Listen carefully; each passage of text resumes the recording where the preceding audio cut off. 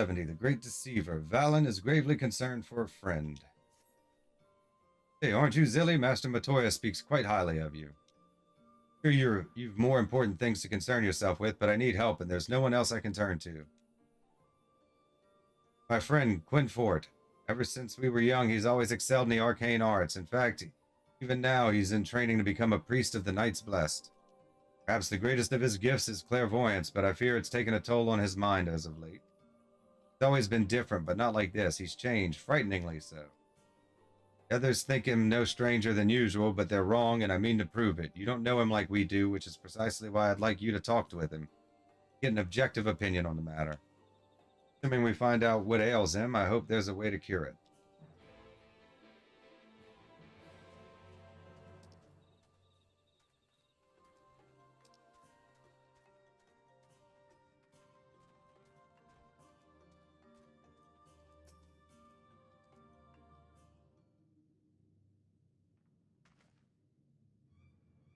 Ha ha ha ha ha ha. As foretold by the will of the wood, we meet at last. I've been expecting you. No one else must hear of this, not yet. My dreams are plagued with visions of the future. Calamity is upon us, and each night I witness our impending doom. Hope is not yet lost, for the dreams speak to me of a savior in the form of a great serpent. It was revered as a god in the days of the Ronkan Empire, and I believe it yet lives in the Great Wood, waiting to be roused from slumber. Many names. Many would call it the Protector, some the Great Destroyer. The will of the wood demands I find this great serpent. It is our only hope of salvation. I have been chosen. Savior of Slitherbow. This is where you two have been hiding. Now that you've gotten to know one another, what do you think? Fear his mind is beyond saving. Dreams are an ill omen.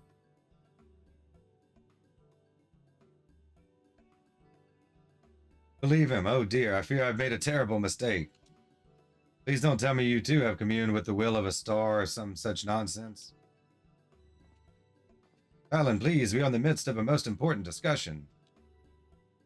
First began talks of these dreams and delusions. I held my peace, but I won't let you drag anyone else into this.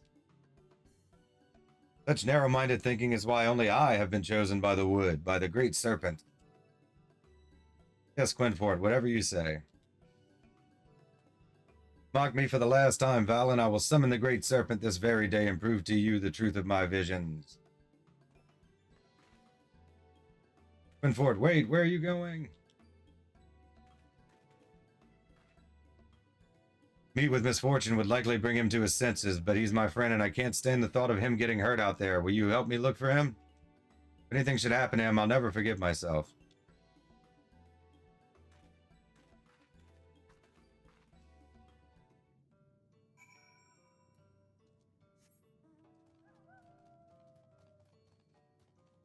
Real go-getter, at least.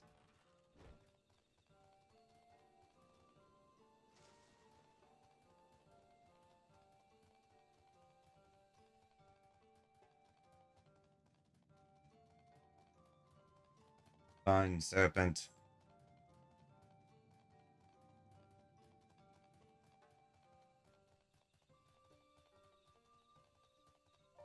Great Destroyer.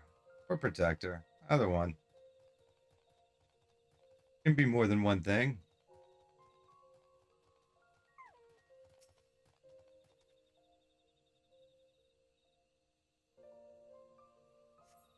Over there, I think I see him.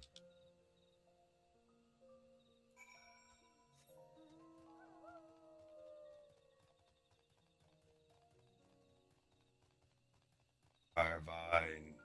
Ominous.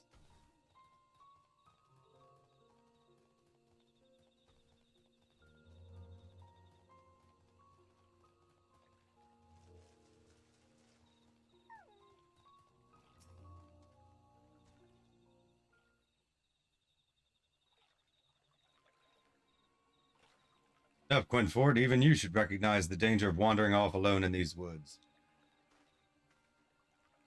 Hey, hey, hey, ha ha ha ha ha ha ha. Really have gone mad, haven't you? Mock me all you like, Valen, but now you will bear witness to the truth with your own eyes. Behold, the divine protector of Ronka, the great serpent of legend. No, it can't be.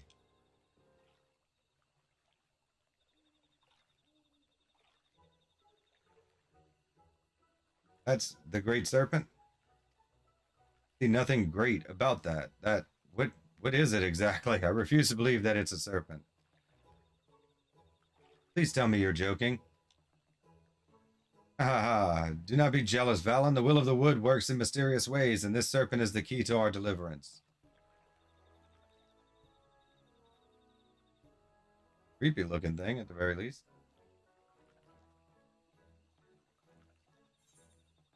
Great Deceiver, complete. Assume there'll be more to this one.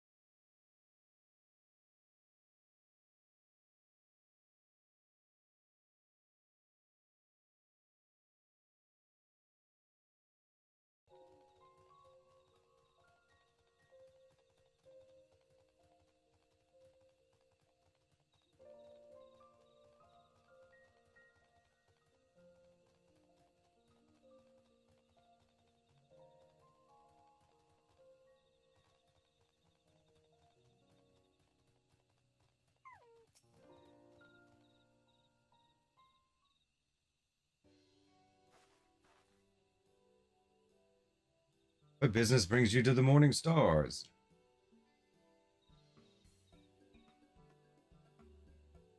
You accepted? This is such an honor. Thank you for coming.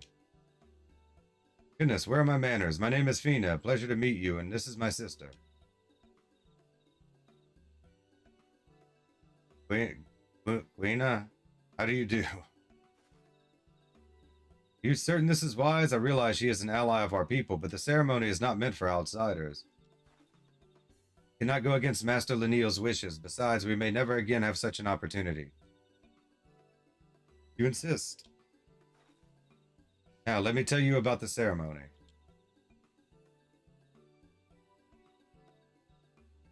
Master Lenneal has likely already explained, we will renew our bond with the Great Wood through prayer. If our prayers reach to the gods, however, we must first beseech the spirits of the forest for aid. Once summoned, we must prove ourselves worthy through combat. Only then will our prayers be delivered unto the heavens.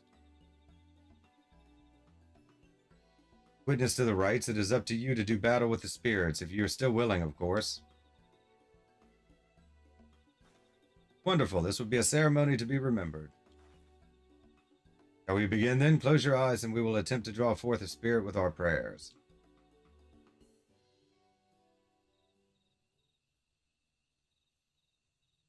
O gods of the Grey Wood, bringers of bounty and wisdom, we call to you now to renew our vows. Strength to protect these lands, to be the shield that guards against the accursed light, we seek combat with your children, the spirits of the wood, to prove to you our worth. Gasp, by the gods!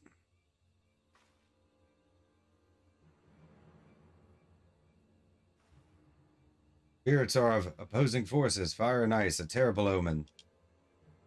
Prayers are enough to suppress their strength, but we cannot cast them out alone. Please, you must strike them down before they wander off into the woods.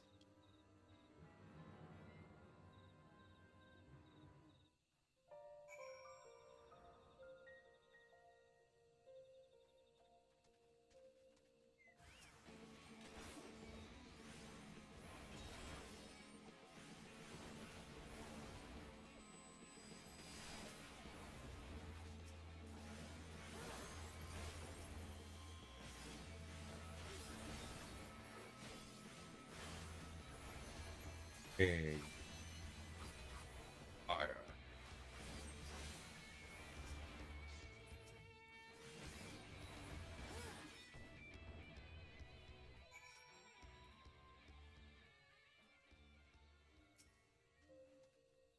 Thank you for your help, but in light of what we have witnessed, I think it best we call off the ceremony for now. Spirits of opposing elements is the most dire of omens. The discord between them would prevent our prayers from reaching to the gods. This would not have happened were she not here. We may try again on the morrow, but she cannot be allowed to attend. Sister, please, she is our guest, handpicked by Master Lenil. My apologies, it seems your attendance was not meant to be. Would you go and inform Master Lenil of what happened? We must remain here and clear the altar. My fault, you suck.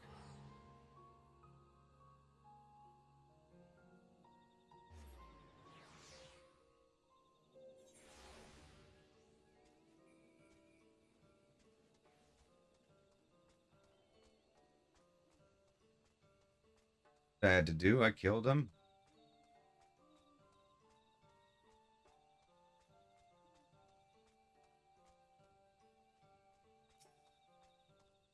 Back so soon? What of the ceremony? Fire and ice, thank goodness they were not hurt. It is never too late to begin the ceremony anew, but I fear the source of our troubles has naught to do with the spirits. End on ceremony, complete. Level 70, slither along. Quinford is enamored with his new companion. O great serpent, I beseech you, grant me the strength to defend the Knights Blessed, to stay the impending calamity that threatens the Great Wood. 3. Can't believe this is happening. Look, if you want to keep that thing as a pet, I won't stop you, but we really should return home. No, you're right. To remain here any longer could place the great serpent in danger. The question is, how do we transport it? We'll not stand to see the great serpent debase itself, crawling on its belly like a... Hey, just pick up the damn thing and let's go. By the abyss, Valen, show some respect. I should be the one to carry it, but I fear I am yet unworthy of such a burden. But you could protect the great serpent from the threats of the great wood, be they beast or sin-eaters. Now you mean to drag Master Matoya's guest into your schemes. What will the others think when she walks into the slither ball, hoisting that thing about? Here, put it in this sack. I will do no such thing. Clean, dry, and most importantly, you can bring it into Slitherbow unnoticed.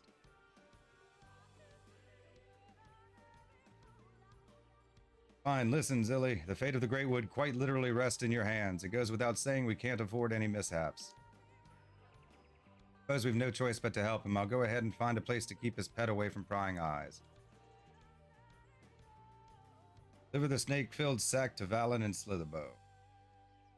You'll have 150 seconds to complete the task. Should you fail, return to the starting location and begin anew. Be wary of attacks from enemies, which will sap your strength.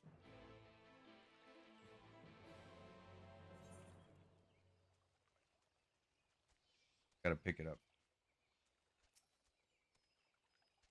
3. Tread carefully, Zilly. I will follow shortly after.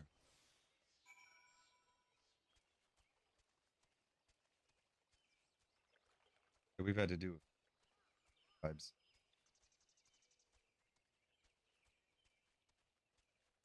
The sylphs being the most notorious.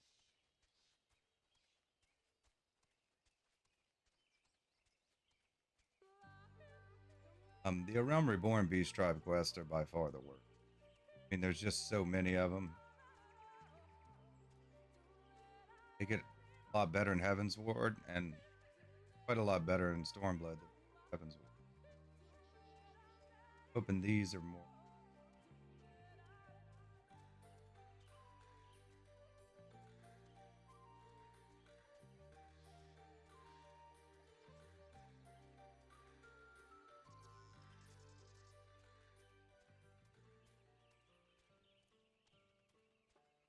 Take it.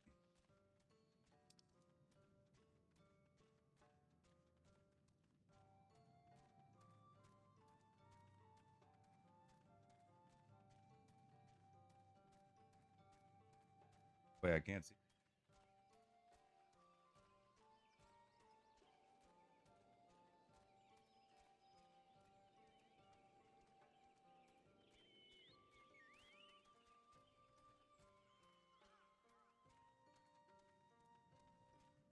Damn. Pack of snakes. Here should be safe for now, at least. Let's have another look at the Great Serpent, shall we? Fine, sir.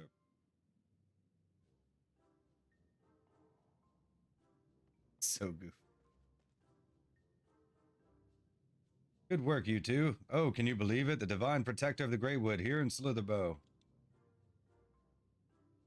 In a sack of burlap did the champion carry the divine beast, and beneath the slithering boughs of the Great Wood did they find shelter. Chapter 31, verse 5 in the Gospel of Qinfort.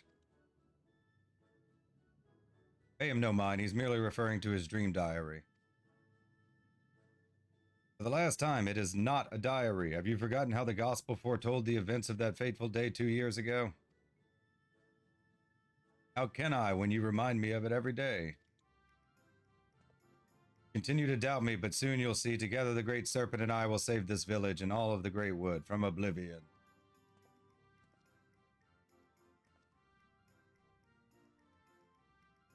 Scree!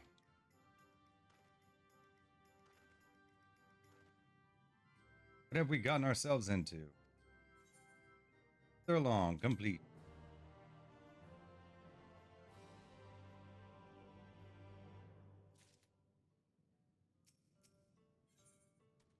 Take the lead. Level 70. Valen is ready to put all this nonsense of visions behind him once and for all.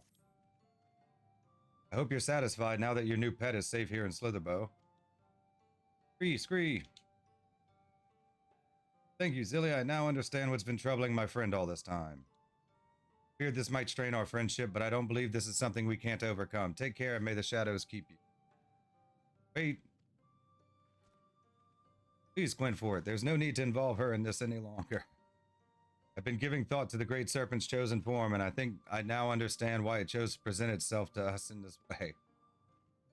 Look closely at the pattern of its scales. I believe they represent the network of currents by which ether flows through Raktika, the very life force of the Great Wood.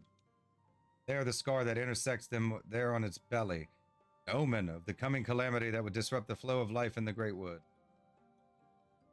Qinfort, stop. It's just a scratch, probably from a rock as it slithered or rolled or did whatever it does to make its way through the forest. All these signs, and still he refuses to see like all the others. If the Great Wood is to be saved, it's up to us. And only assume you remain at my side in hopes of receiving some generous compensation. If that's what it takes, so be it. Scar on the Great Serpent's belly calls to mind Lozato's conquest. It is where you will find the source of this ill omen. Bring it to me and you will have your reward use. I should remind you that he's still only an apprentice. I wouldn't expect much, if anything, for your troubles. This is what happens when you spend too much time around interesting individuals. Still, I can't deny that life would be boring without him.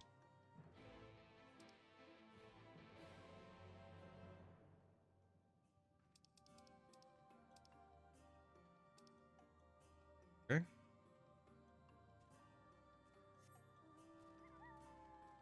Take the lead.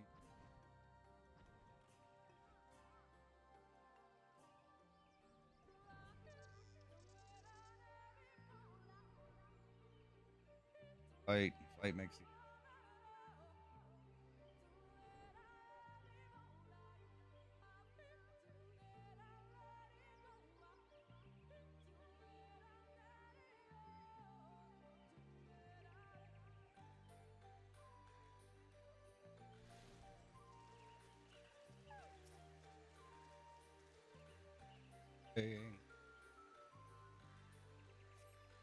Survey your surroundings, but find nothing out of the ordinary.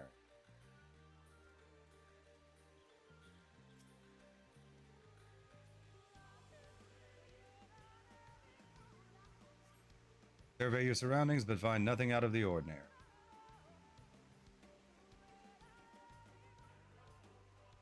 Voice located.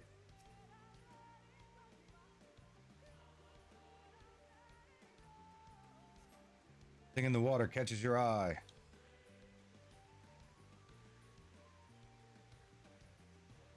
Brush away the dirt and find a charm of some sort. Qinfort would no doubt be interested to see what you found.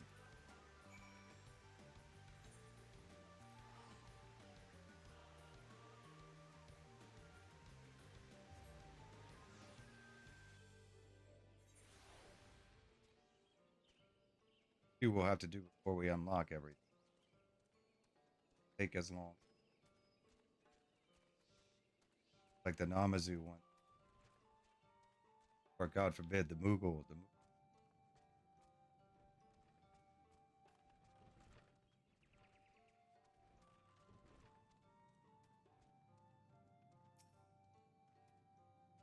Come, Zilly, show me what you found.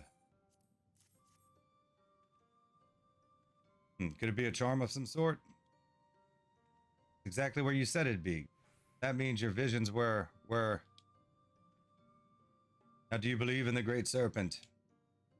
Fine, the Great Serpent is real. More importantly, that charm seems familiar. I think I've seen the children use them for their incantations.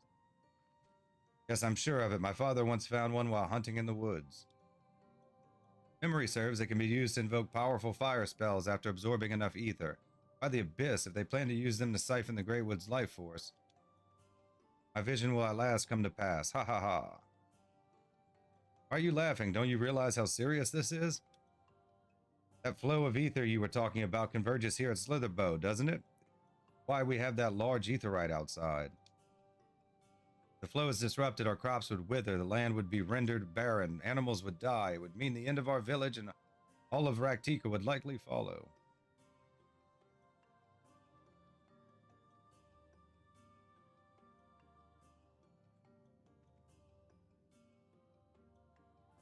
O Great One, I beseech you once more, grant us the strength and the wisdom to avert this terrible crisis.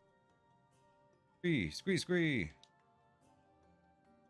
Seeing them like this makes the whole thing seem like nonsense. There's no denying Quinford has been right about what would happen thus far.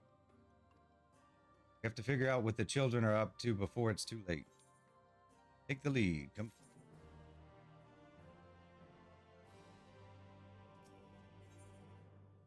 Level 70, Snakes in the Grass. Quinford seeks further enlightenment from the Great Serpent. Will of the Wood would see us bring Slitherbow and all of Raktika back from the brink. O Great Serpent, show us the way. Show us how we might deliver our people from certain destruction. 3. If anyone sees that thing, they're going to kick it out of the village. Then where would we be? We have precious little time to concern ourselves with the others. What's more, the Great Serpent has blessed us with another sign of what's to come. What is it this time? Hold the scales of its belly, and you will see the scar that marked Lozadal's conquest has vanished. However, a new scar has appeared closer to its tail. Children would threaten another sight of great power, and judging by the shape of this scar, I have no doubt it is near Dyer's Wash. They must be stopped. Agreed, though I fear only one of us is actually up to the task. Are you certain about that scar? I didn't see anything of the sort on its tail. At any rate, I think it'd be best if you went investigate. We've already found proof that children are up to something. If it would be foolish not to press further. Perhaps the Will of the Wood will give us another sign while you're away.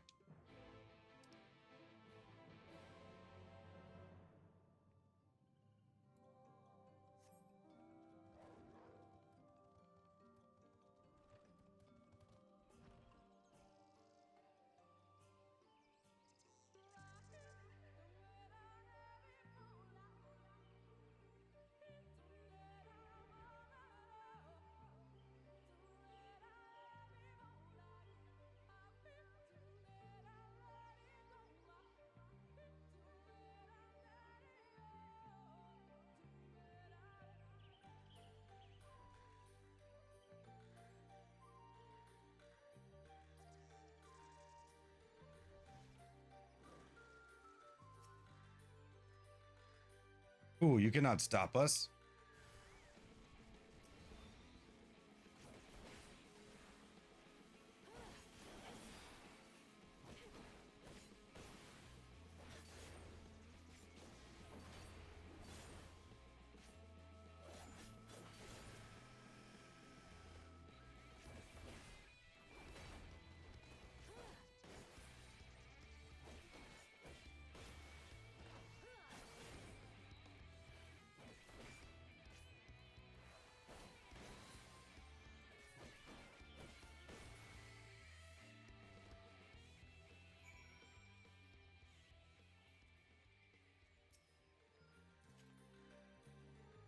Defeated our spiders. Let us away, there is still work to be done. Children of the everlasting dark have escaped into the woods. Give chase that you might learn more of their schemes.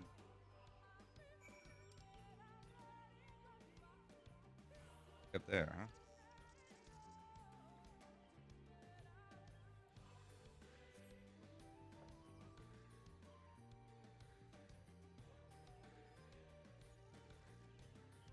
The wood.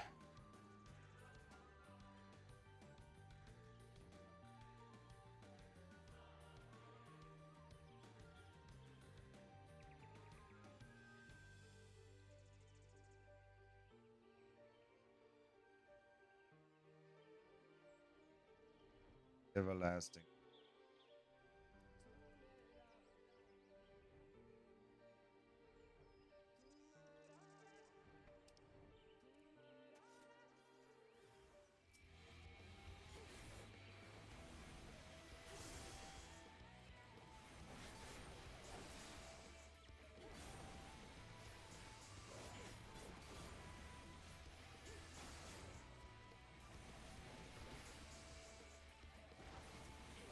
Away from me.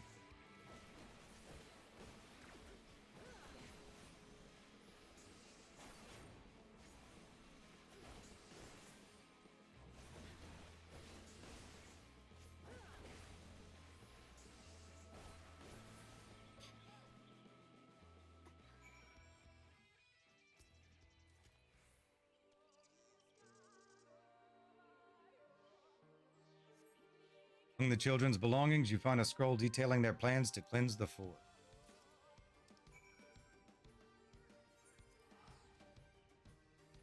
That doesn't sound good.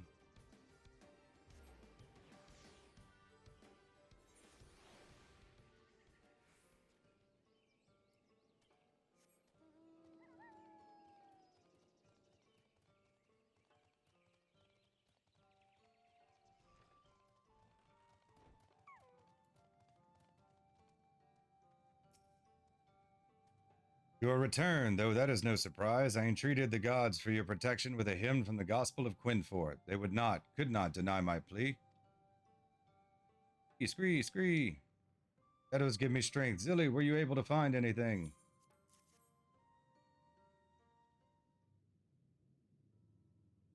Coordinated strike to cut off all flows of ether to Slitherbow. Beggar's belief that they could love the forest so, yet be so blind to its needs. We need no further proof of what the children are up to.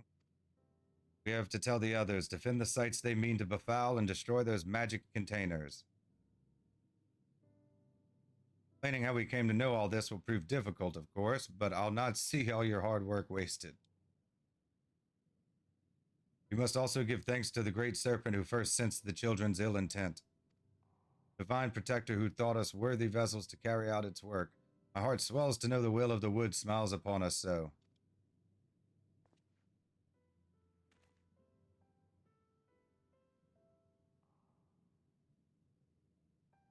Your pet, the great serpent. It's gone. It was here just a moment ago. We should go look for it.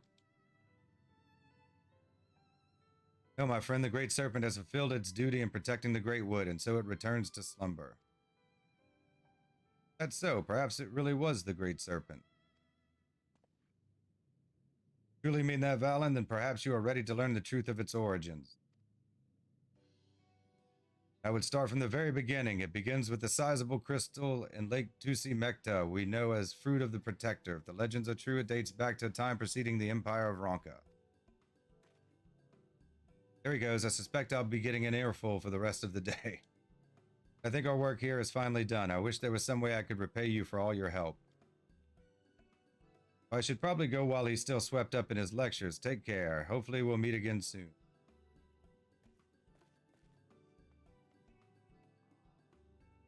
But this is largely an assumption based on my visions noted in chapter 2, verse 17 in the Gospel of...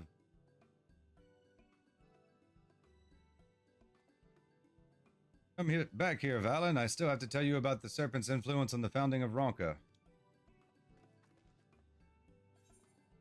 Snakes in the grass.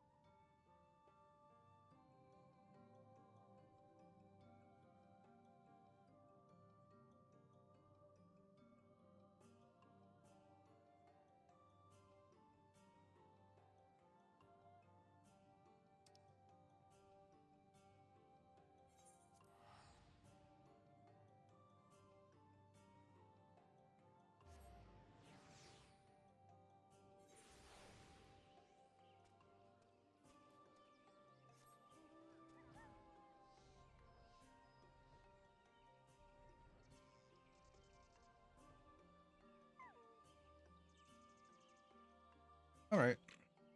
Continue on. We have 3 quests to do. Then one and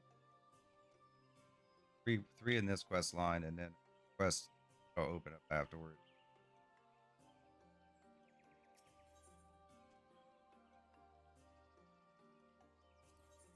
Level 70. Seeing eye to eye. The twins weigh heavy on Lanil's mind.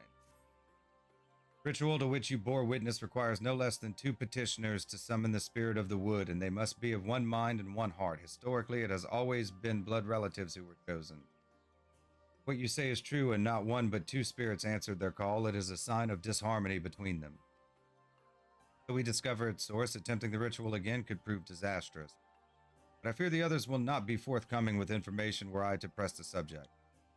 For our esteemed guest and ally of Ronka, on the other hand, I believe they would be willing to speak freely. You speak with the people of Fanau and see if they know aught of any trouble between Fina and Quina.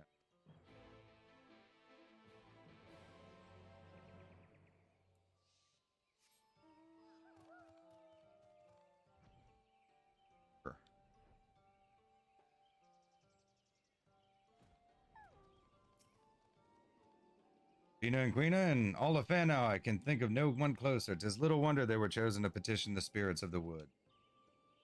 Since we consider all here to be family, but twins are said to have an especially powerful bond. Why it has been so strange to see them argue in recent days. They have not been the same since the children and Umoran soldiers breached the border.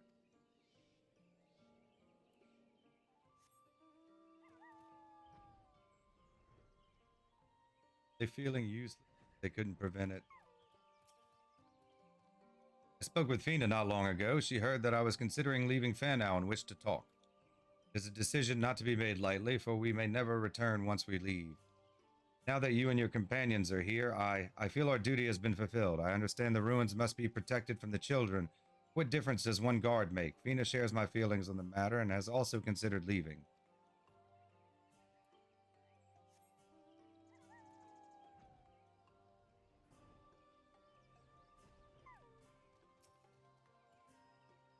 Speak with Quina quite often, actually, about our history and the duty to the late Emperor.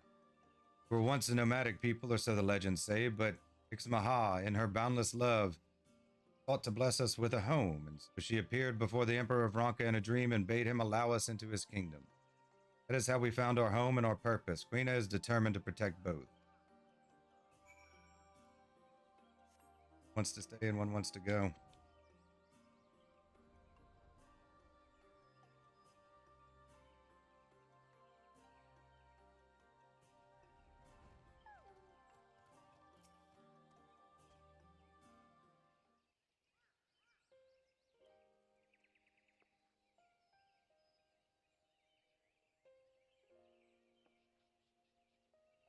Fina yearns to explore the outside world, and Quina would remain hidden from it.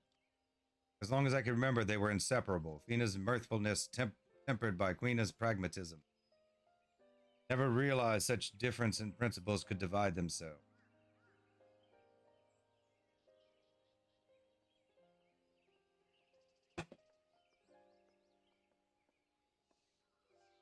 We have finished with the altar. Gather you have apprised Master Lanil of what happened. Wish to apologize for. There is no need. However, were you to petition the spirits again, I suspect they would answer as they did before. It will not happen again, I swear it. Please say you will let us try again.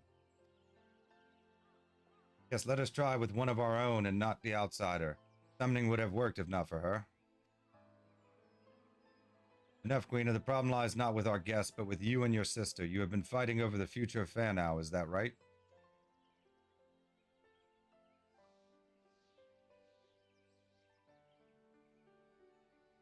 Family is not meant to agree on everything, but fail to respect your differences, and before long you will have no family at all. What would become of Fanau if others shared in your contempt for one another? You are to prepare for another petitioning of the spirits, and I expect you to come to terms before then. If the ritual is to succeed, you must find harmony. I apologize for burdening you further, but may I ask you to accompany them? Of course. We will make this work, I promise. I will leave you to your work then.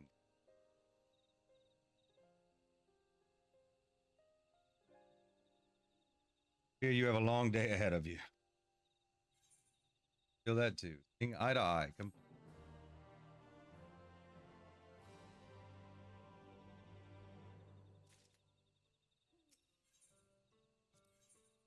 Level 70, mending fences. Lenille furrows her brow with a look of both concern and exasperation. Silly, once more I appoint you to witness to the petition. But before there can be another ceremony, a new set of offerings must be made ready, an oblation of meats and fruits favored by the gods. Might I ask you to help with their preparations? Very good. The three of you together should finish in no time at all. If you have gathered what is required, you are to report back to me at once. We'll go ahead and begin searching for fruits. Suppose I will hunt for meat, though it would be faster to handle this all myself. Never realized she had grown so cold. She's always been quite prideful and committed to protecting our traditions. I understand her reservations about permitting outsiders into our woods, but to be so unwelcoming even to allies of Ronka for whom we have waited all these years, it concerns me greatly. Meanwhile, Fina seems more than willing to be perfect host, but now I wonder if her enthusiasm is genuine. What you have learned from the others, perhaps how you can get through to Fina and Quina, convince them to speak of their troubles.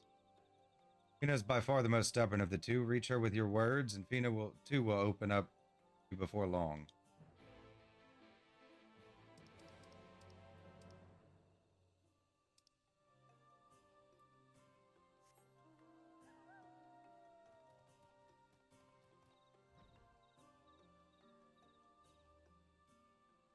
Have to fight.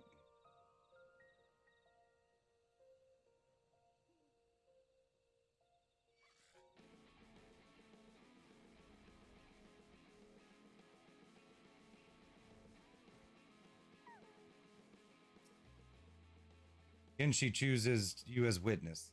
Oh, let us get this over with. Require the meat of blue stags for the offering. 3 stags should supply us with enough, I think. If you can handle that, I will gather the rest.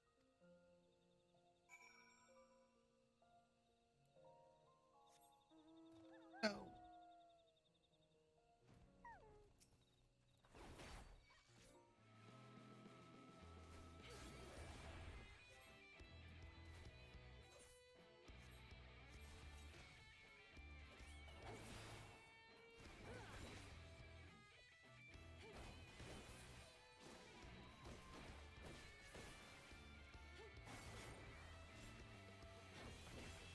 Here. Yeah, how?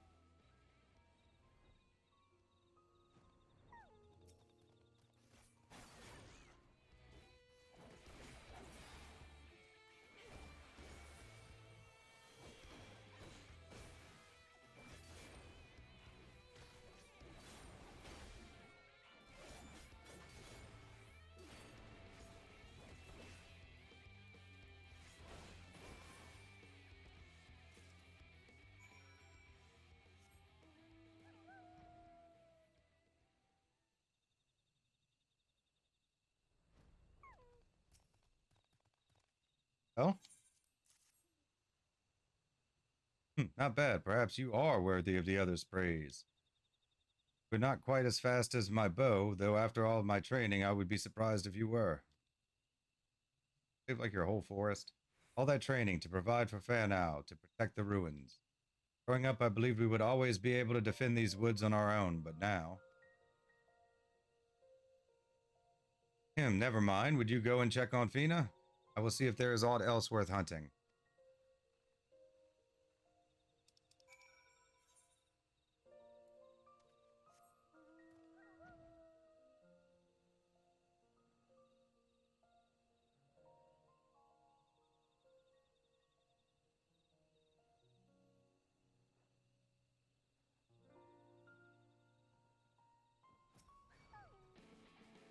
There you are. Take it, Queen.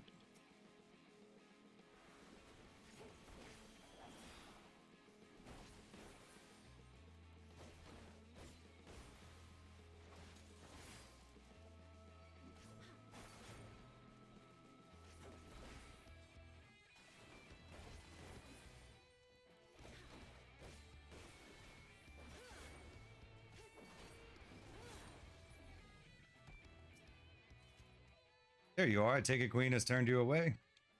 Well, you are more than welcome here. I am having trouble finding suitable mushrooms for the offering. If you could bring me 3, I would be forever grateful.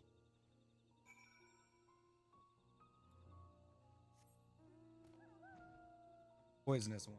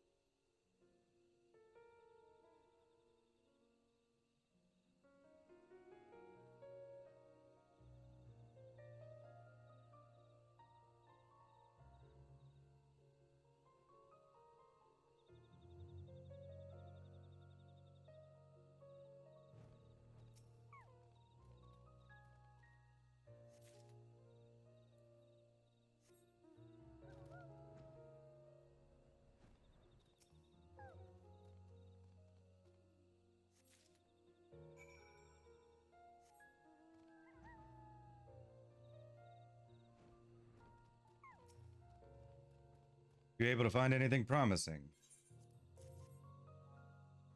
Yes, these will do nicely. Thank you. Never in my wildest dreams did I think I could work alongside one from outside the Great Wood. Yet here you are, and now I cannot help but wonder, what if the future of Fanau lies beyond our borders? Captain of your Crystarium is V's, yes? Those who leave our village are never to return, but she is proof they may yet go on to do great things. Could reach out to them, allow them to go freely between here and their new homes, perhaps even establish new settlements. These would thrive, and the future of Fanau would be secure. That is how I wish to honor our duty to His Eminence, by finding our sisters who left the Great Wood. That also means leaving behind Quina. Oh, how I wish she would understand. I think it is time I talked with her. Ah! Quina, she's in trouble. That cave.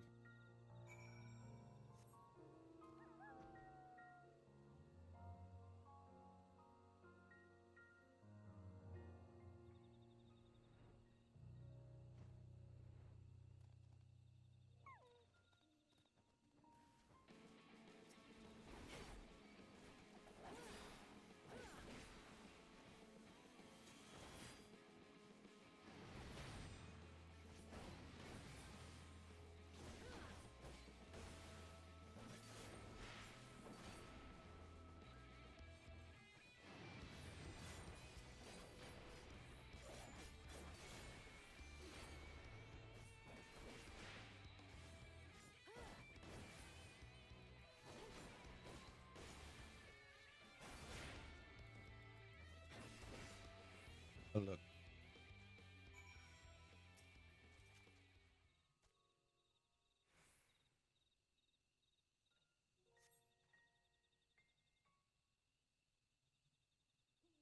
You, of course it would be you, and now the beasts are gone. No matter, I will find another. Quina, no, this is all my fault. She and her comrades first arrived in Fanau. I was elated, everyone was. It was a chance to learn about the world beyond the Great Wood. I never stopped to consider your feelings, what you might think if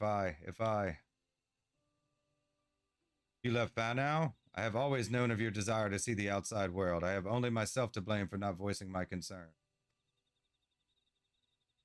Times have changed, and with your arrival, the greatest of our duties is to the late Emperor has been fulfilled. Ruins still require our protection, but perhaps we can find another way. One that does not require we sacrifice our freedom. It would be selfish of me to deny you your dreams for the sake of tradition. You will not be the first nor the last to leave. No matter where you go, we will always be family. That's sweet. Oh, Quina.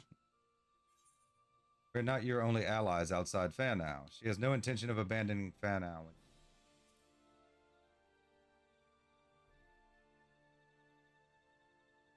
What does she mean by this, sister?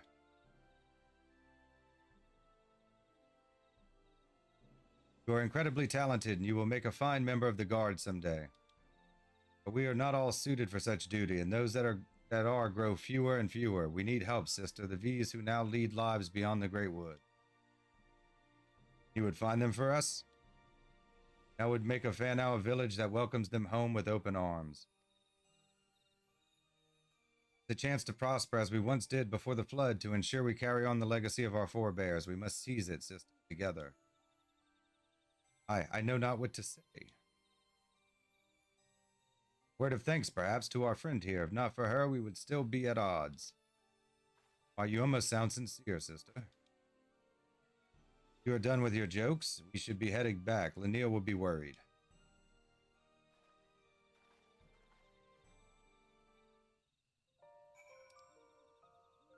Fight.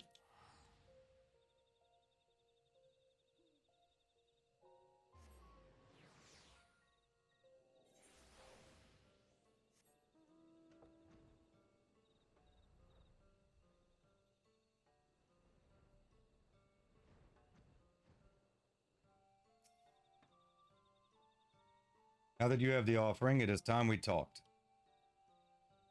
No need, Master Linnea. Fina and I are fine, better than fine. Changes come quickly to Fanau, and we allowed it to divide us when we should have embraced it together. We have learned from our mistake and come to understand that though we walk different paths, our goal is the same. That is all that matters in the end. But it's certainly good to see you two are back to your old selves. Well, we did have a little help. Mending fences.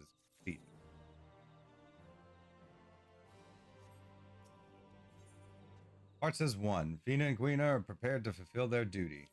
It is time. Zilly, Fina, and I will make ready for the ritual. Meet with us at the Morning Stars when you are ready.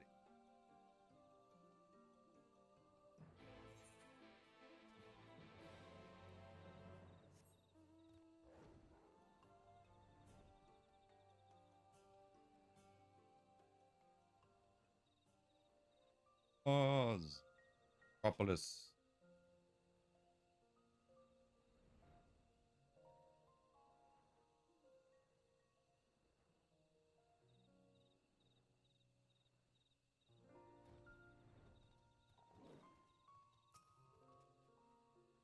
Let us begin.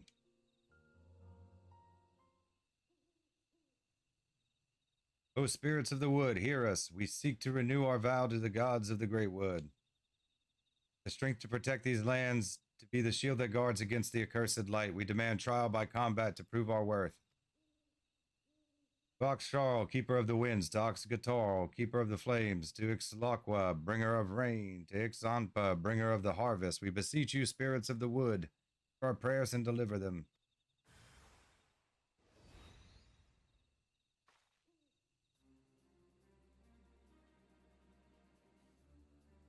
Spirit of lightning. Spirit born of wind and rain, whose spark brings fire, and from the ashes may come a rich harvest. Our prayers will reach, sister, there can be no doubt. Witness to our petition, we task you now with slaying the spirit. Go forth and see our prayers delivered to the heavens.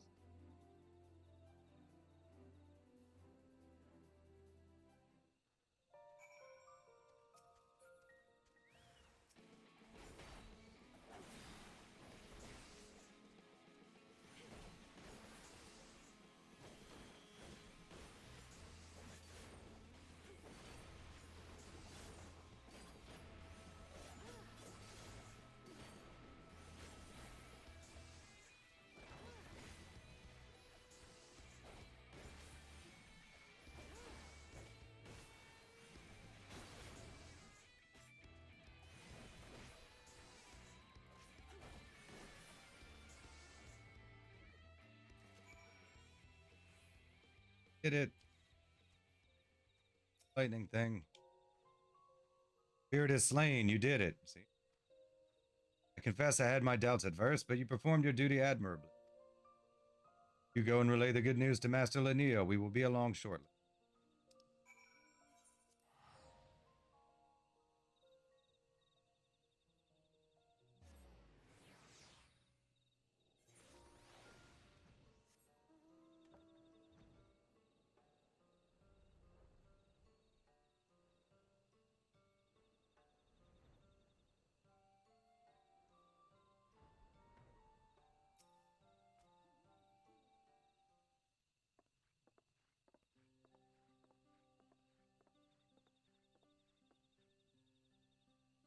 Quina, I take it you were successful this time? Yes, Master Lanil, everything is as it should be. Though we see the world through different eyes, it does not change how we feel about the Great Wood. Matters concerning Fanau, we are one heart and one mind.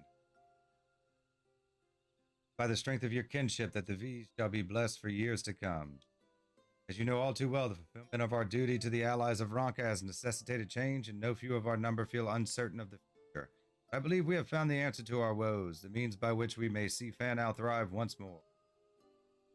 Centuries we have trusted none save our own, and that will prove our downfall, for none can survive in this world alone, not even the guardians of Ixmaha. There is much to be gained from opening our doors to the outside world, and your presence in Fanau has proven that. On behalf of all the V's, you have our humblest thanks.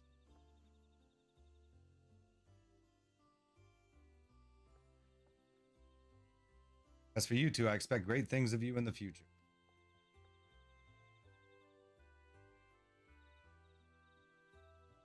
Thank you, Master Lanil. We will not disappoint you. Tina has decided to venture out into the world to find more of our fellow V's who may be willing to return home. Queen has pledged to protect Fanau and help make our village a place where they will feel welcome. As to the same goal. Still, I will miss you dearly when you are gone. I've yet to even decide where I will go, sister. There is still time for us to be together.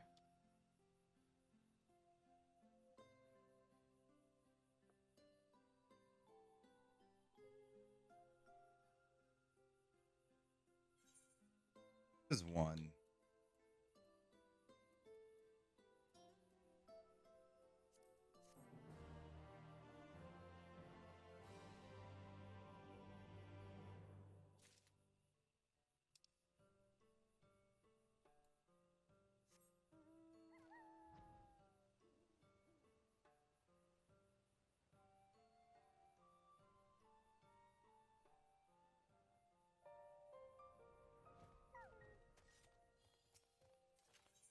Level 70, Protectors of the Wood.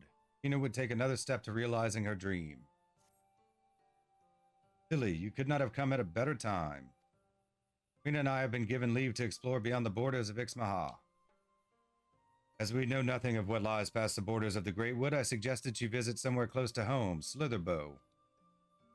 For us to go alone would likely incite panic. In your company, however, they might be at ease. I apologize for this abrupt request, but we would be most grateful if you could introduce us to the people there. It is settled. We will await you at the Wild Fete near the entrance to...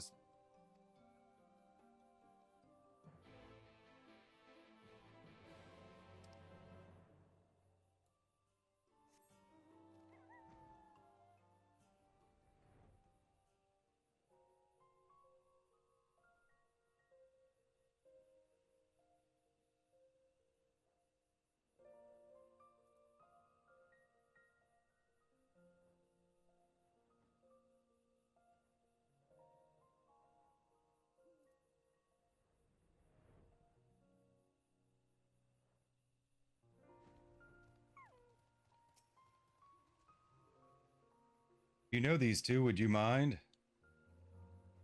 Ha ha ha ha ha, we've been expecting you, Zilly. Your coming was foretold in the Gospel of Quinfort. The Great Serpent speaks to me once more of azure flowers, sacred temples, and secrets engraved on an ancient tablet. Calamity is upon us, friend, and our divine protector would see it averted once more.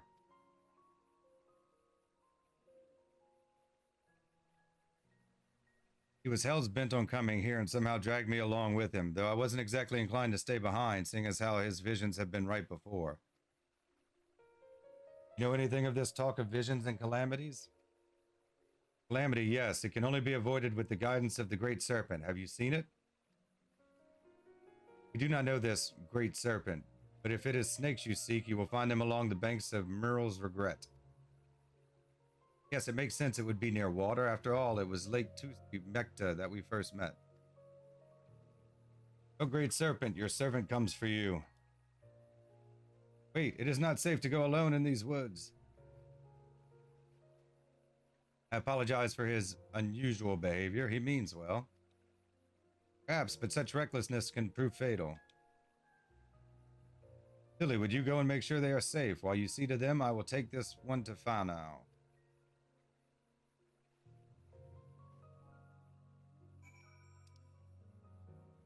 New area.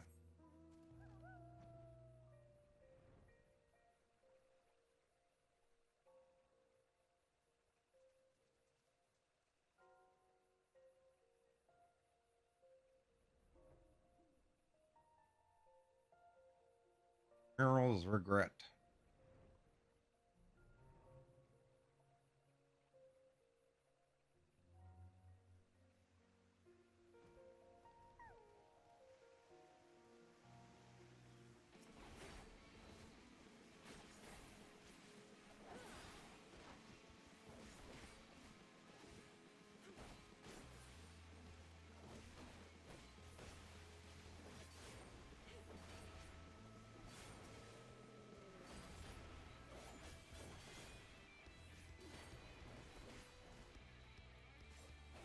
They're already in trouble.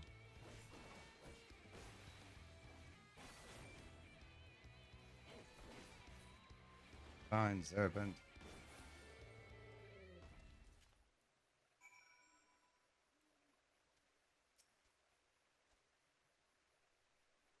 I'm glad to see you are unharmed, great serpent. Free. Refuse to leave without that thing. I presume this is the great serpent he was looking for? I beseech you, give me a sign. What calamity would threaten the forest? Return to Fanau and consult Master Lanil. She will know how to handle this. Wait, oh great one, this ground is not fit for you to slither upon. Allow me to carry you.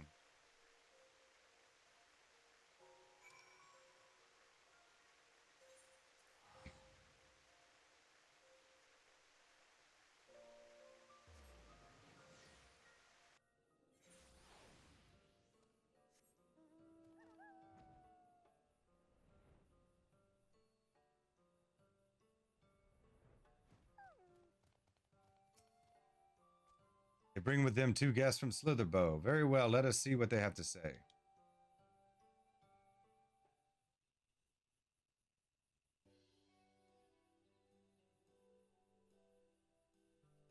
This is the Great Serpent. Free. Most fortuitous turn of events. The gift you speak of is not unknown to us, though it is rare. A child of Fanau born with such a gift would be appointed Keeper of Whispers. It would be most unwise to ignore this vision. Keeper of Whispers, yes, I rather like that title.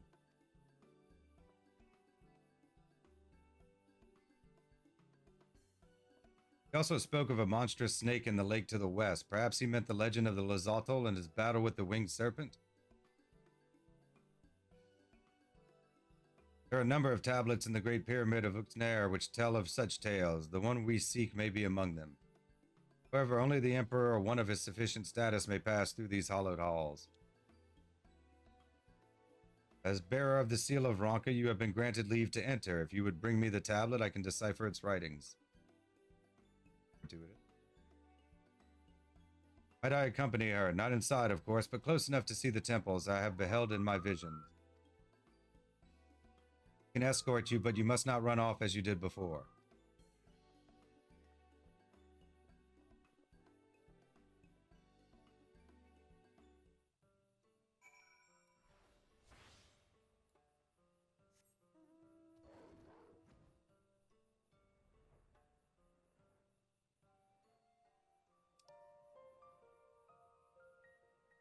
Stone tablets.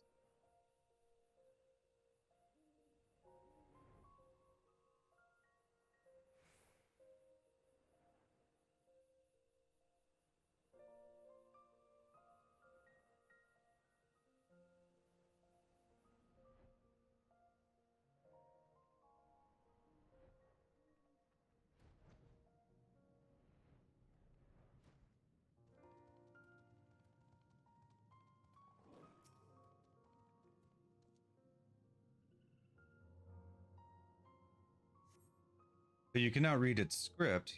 See, the image of a Namazu is engraved on the tablet. This likely has nothing to do with the Great Serpent. Go all the way around.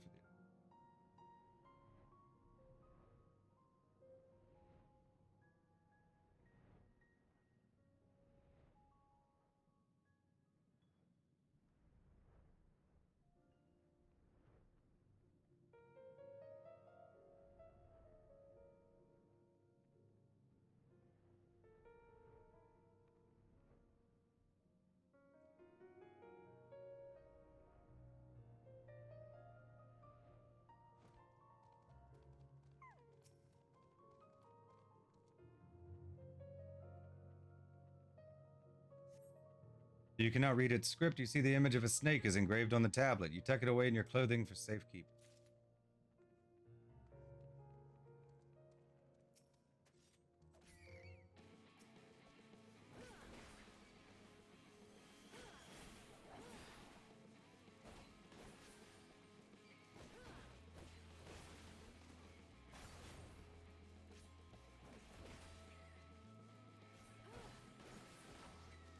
Damn bats.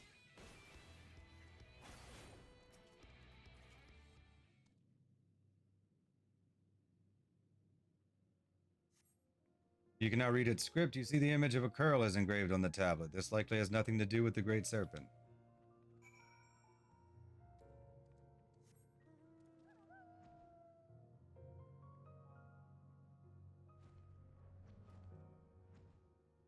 That way.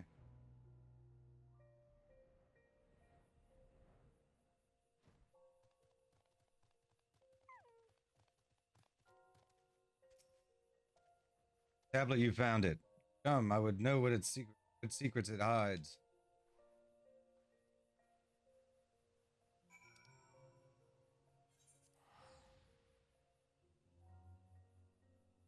The tablet.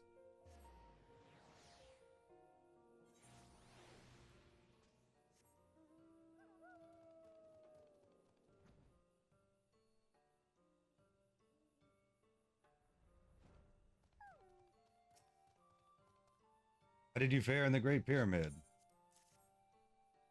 Yes, this is indeed the tablet we were looking for. A moment while I pore over its writings.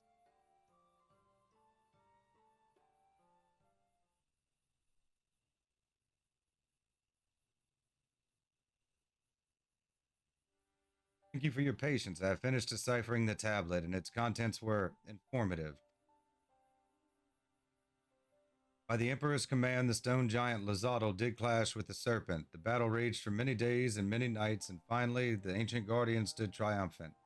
The dreaded snake was sealed in an immense jewel, and its true name never to be uttered again. Years spent in slumber quelled its rage, and the seething ire it once exuded became a benign aura. Man came to worship the jewel, and thus the great destroyer became the great protector of the wood. After the great sealing, the Emperor commanded his fiercest sentinels to the east to keep guard of the great pyramid of Uxner. To the west, he sent his priest who would watch over the slumbering serpent from the covered halls of Dwatal. Together they would protect the empire, and so did it thrive. Alas, in a strange twist of fate, the temple to the west would be submerged beneath the waters of Lake Tusnekta. Priests drowned, lamenting their loss. The great protector thrashed and writhed within the great jewel, stirring the power of the earth, causing the trees to grow ever thicker, ever greener. The guards of the pyramids would become guardians of an ever-expanding forest. The V's have remained here all this time. Incredible. Master Lanil, were there really protectors other than us in the Grey Wood? Cannot say for certain, but this is not the first time I have read such claims in our ancient tales. Text. Can you imagine it? Two tribes protecting the whole of Raktika? Even assuming they existed, we would have no way of tracing their lineage, but I do not think these priests are who we were meant to find. One who shares their gift and reverence for Ronka now stands before us. We would be honored to work alongside you in protecting the Raktika and the ruins of Ronka.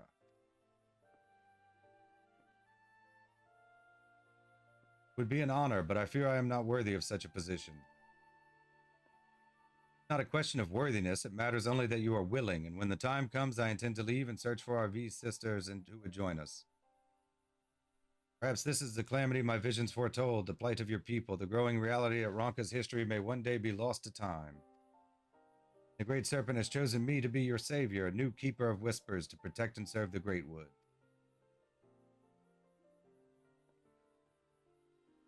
Speaking of which, where did the snake go? It was here but a moment ago.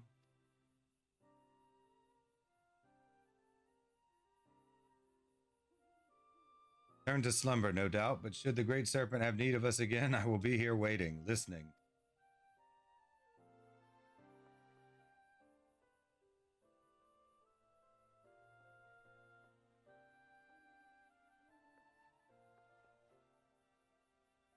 If Ted weren't in the clouds, he might notice. I don't suppose you'd be willing to take it with you before he comes to his senses. As long as it remains here, I'm afraid he'll be convinced a calamity looms around every corner. 3. Go on, take it. If all that stuff about the Great Serpent is true, we'll still have his visions to warn us of danger.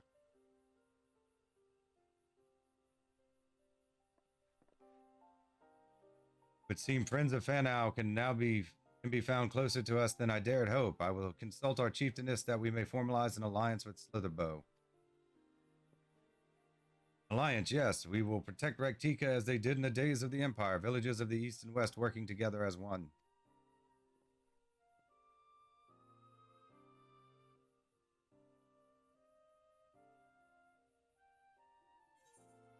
Protectors of the Wood.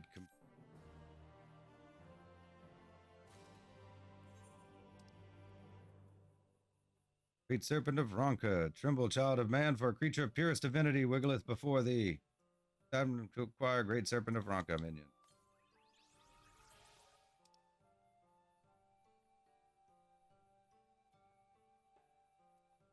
And,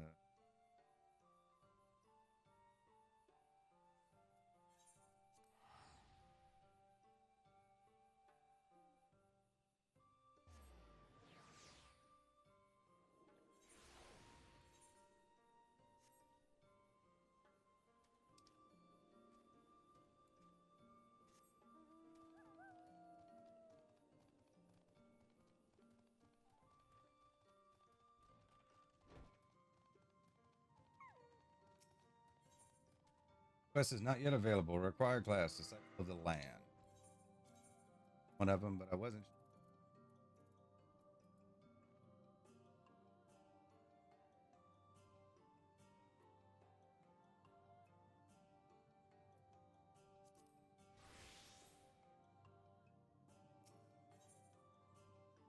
Level 70, the Stewards of Note. The woman before you looks off into the distance with a visibly fretful expression.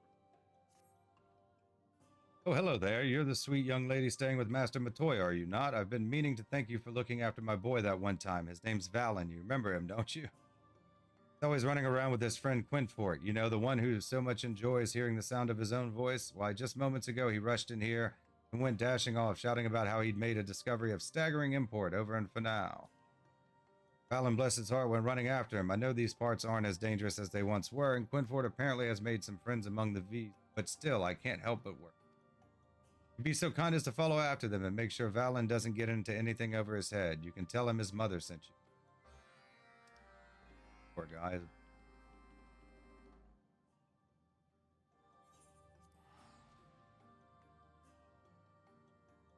He's worried.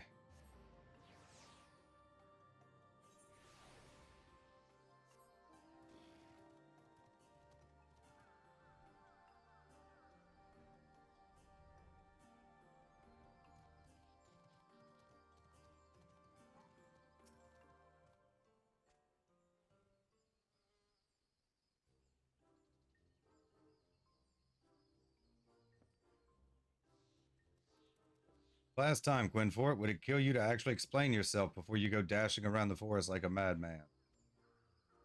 What nonsense do you speak, Valen? The Keeper of Whispers would never be so insolent as to keep the gods waiting when they would share with me their wisdom. Why, the mere notion is preposterous, blasphemous.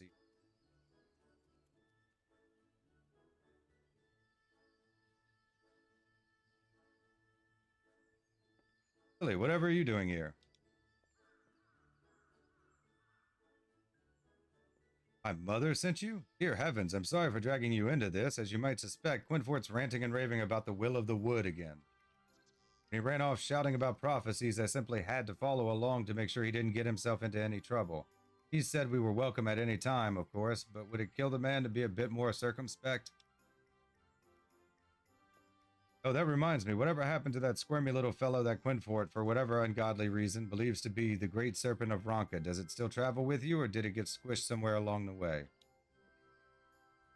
What ignorance is this, Valen? The divine protector has returned to slumber in its nest deep in the heart of Raktika, from which it speaks to me in my dreams even now. 3.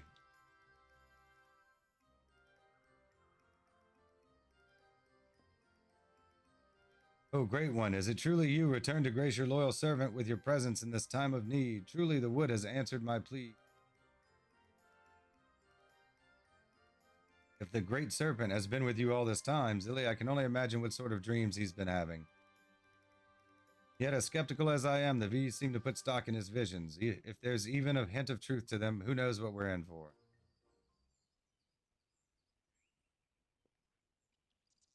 Ah, I know, my good friend, for I have seen it 1,000,000 times in my visions. This venerable forest is on the verge of entering a new age of harmony.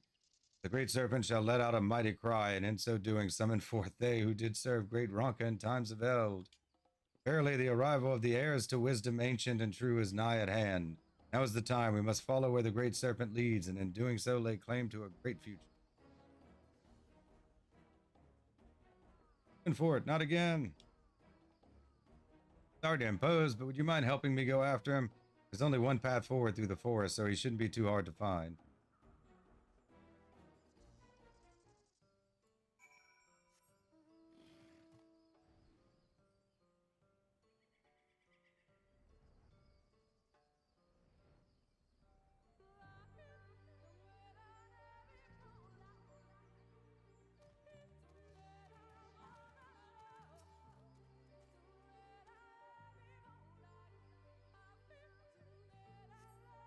Look, over in that flower bed. Someone's there.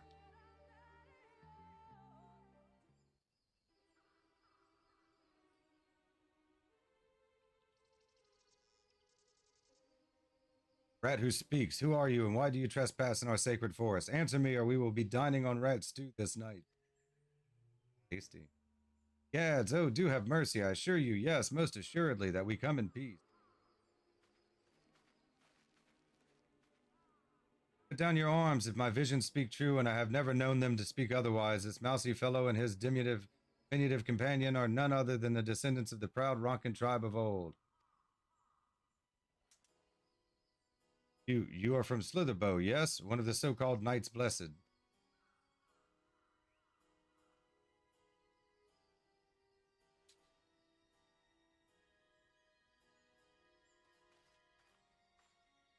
There you are, I swear. Quinfort, do you take pleasure in driving me mad? Give my friend here. He simply cannot control himself sometimes. I promise you I'll give him a stern talking to when we get home. Now, Quinfort. Friends of the ally of Ronco, are you? You are quite bold or quite foolish to rush forward before the spear point of a V's as you did. Who or what is this one? I have not seen him nor any of his ilk before, and yet you say he is a descendant from a proud tribe of Ronca. Most assuredly so, for I did foresee his coming in a vision granted to me by none other than the great serpent itself.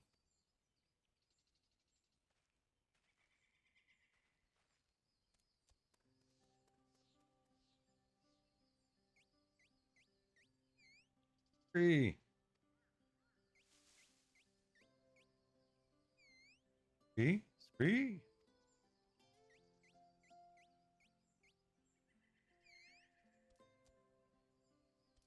Look, father, there's two of them. Here and here?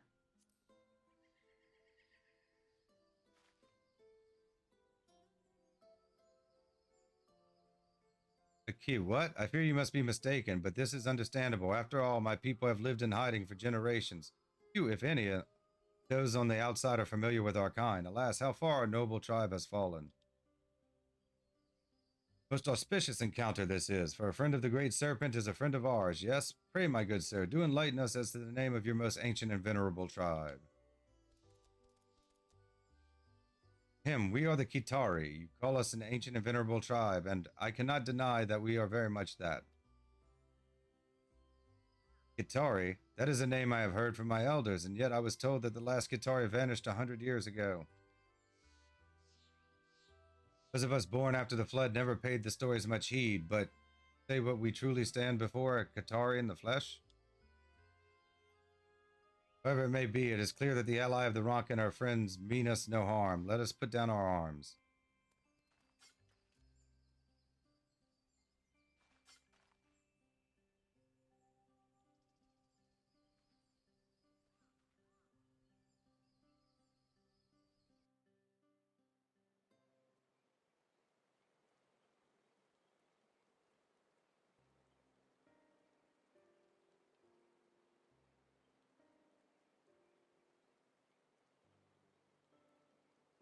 Father and I have come in search of great artifact of our past. Great stones buried deep in a cave by his father's father's fathers. How many fathers were there again, Father? 3.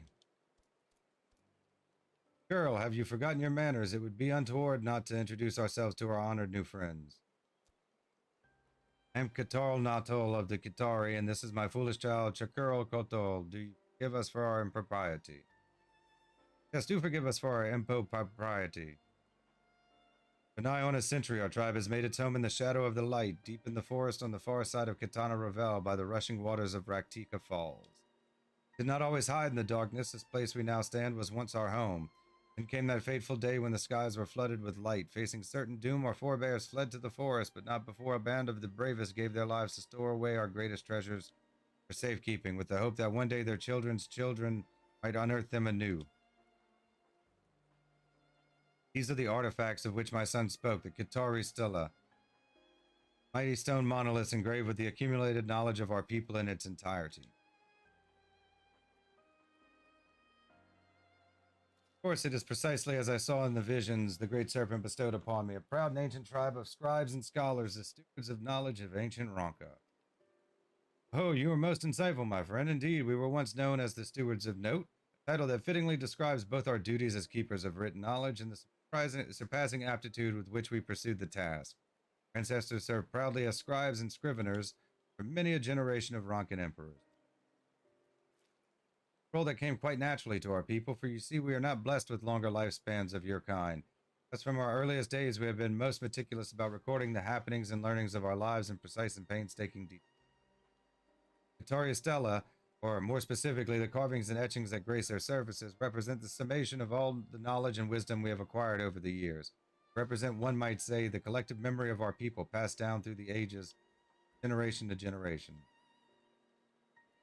Long have we dreamed of returning here to search for the stones and reclaiming our legacy, and yet nasty, nasty sin-eaters and worse stood in our path, making the journey far too perilous an attempt. Then one day the skies turned dark. I trembled in terror, but next thing I knew the Great Serpent was hopping and squirming beside me. He told me the path through the ravel had been cleared, and we were free to go home at last.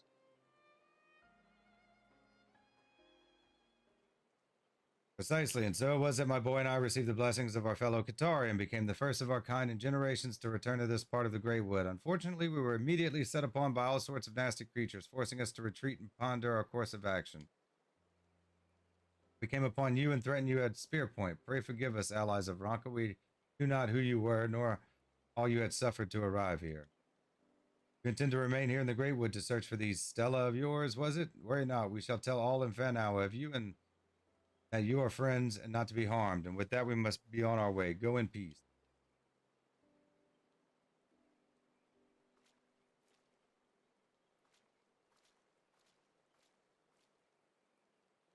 Dear me, but that was a close one, wasn't it? It was all but certain Chakurl and I were going to end up skewered. Were it up to me, I would have left the boy behind for his safety, but he is ever the curious one and would hear nothing of it. I'm not a child anymore, Father. I'm all of 3 summers. 3? Why, when I was 3, I could barely walk straight. Oh, I do not doubt that is so, good sir, but for our people, the oldest of whom would be lucky to see 20 summers, Chakurl here is almost a Qitari grown.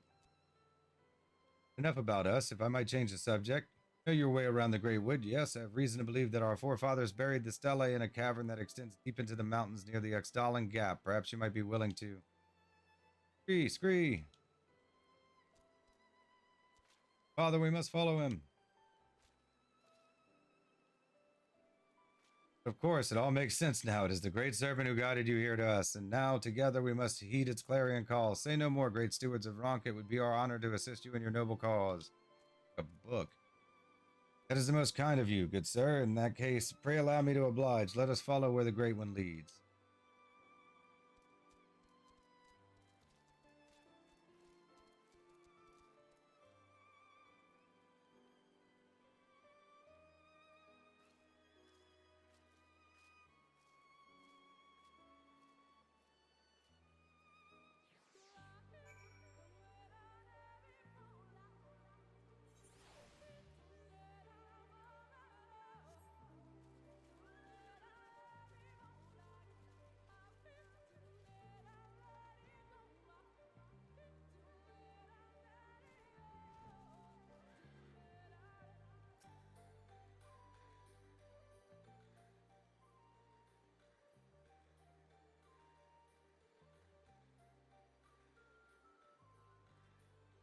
Father, could this be the place?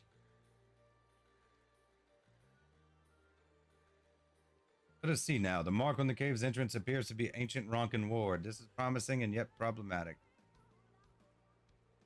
Allow me to explain. We Qitari worship Oxtalan, god of the dead and the world below. Our forebears no doubt believed that if they sealed away the stela deep within the bowels of the land, Dalan himself would watch over and safe until the day their descendants.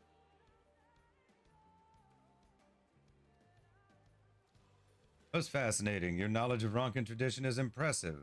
Indeed. However, did you manage to know so much despite your chronicles of history being lost so long? Many ruins can be found near Raktika Falls within the wood we have called home since the flood. We have made an effort to explore and excavate them as best we could, that our Ronkan roots would not be entirely forgotten. Most admirable goal. One near and dear to my own heart as well, for you see, I am one of the knights blessed who traveled to these parts after the flood. I, too, have a deep personal interest in the beliefs and traditions of the ancient civilization that once flourished here. In fact, I have done extensive research looking into my own ancestors and was pleased to discover that I can trace my lineage back to none other than the great sage Dwaddle himself. Silly here is true ally of the Ronka. Why, as the V's tell it, her coming was foretold by the last emperor himself. Descendants of Ronka and their allies reunited across the years. Oh, joyous day! This meeting must truly be a gift from the Great Serpent. I can vouch for Zilly here. She is the very woman who drove the Light Warden from these lands. As for the descendant of the Great Sage, what's his name? It suggests you let at least half of his ramblings go in one ear and out the other. It truly be, but yes, our hero stands before us. We watched your battle in the Revel from the shadows. The moment you struck down that beast of light, we knew the new age was nigh. Oh, never have I seen such gallantry and valor. So the battle too. Never have I seen such gallantry and valor.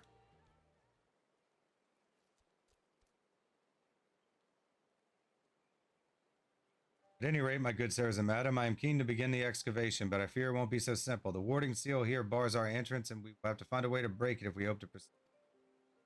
What I have gleaned from my research is correct. This will require an object of immense arcane power, a relic that will speak to the seal and convey that the Qitari have returned to claim what is ours, an object imbued with the mystical energies of the forest itself. Yes, an object with the glow of the great wood, as you always say. Father, I shall find it for you. Enthusiasm is admirable, Chikuro, but let us not get ahead of ourselves. This is a perilous place, and I have no intention of seeing you get snatched up by some terrible beast.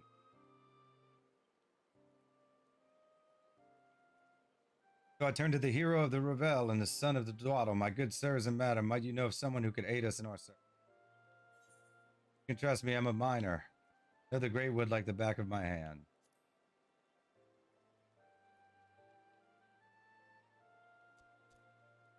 Oh, lucky day. Clearly you're not merely a hero on the battlefield, but a woman of many talents indeed. We would be ever so indebted to you if we could impose upon you just this one.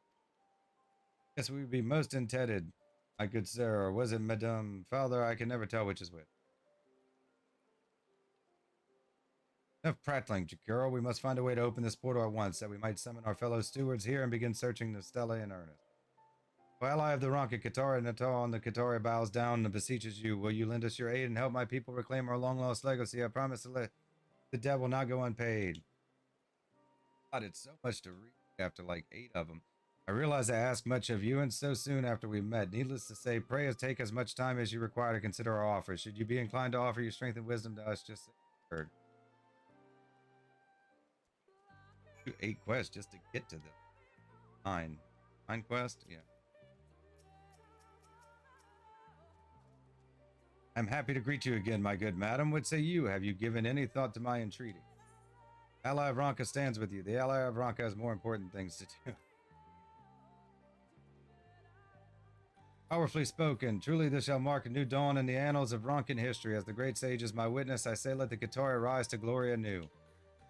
Truly in your debt, ally of Ronka, I entrust the vital task of finding an object with the glow of the great wood to you. As for where to begin your search, leave that to me, my long-snouted friend. Did you may have noticed that the serpent your dear Chikirl brought along has a rather distinctive pattern of scales on its most exquisite body. I have reason to believe this pattern will indeed lead us to that which we see. 3. Hearken to the serpent's cry. I know that the points of light that glow amidst the stripes represent those precise spots where the ether that flows through the great wood is most densely concentrated. Behold, here in the northwestern reaches of the blind forest of Ixmaha, conveniently marked by this slimy little scar, we can see what is doubtless a convergence of sorts. If anywhere it is there, we will find a specimen of sufficient power to breach the sea. Oh, if the son of the Duwaddle says it is so, then surely it will behoove us to pay heed. You return to the relic, pray let Chikirl see at once. I would have my boy gain first-hand knowledge of the wisdom of his forefathers.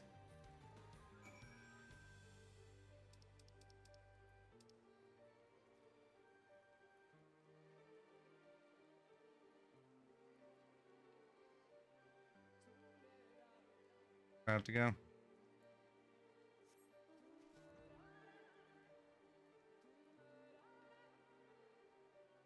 Take too long to find it. I think it's so much reading. Broken this.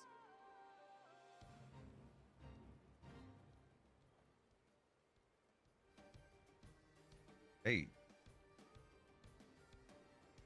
The fate on the big map. Is there? But it might have been a special one. Like the Curl Regina. Pray Online. Certain ones that just don't appear on the map.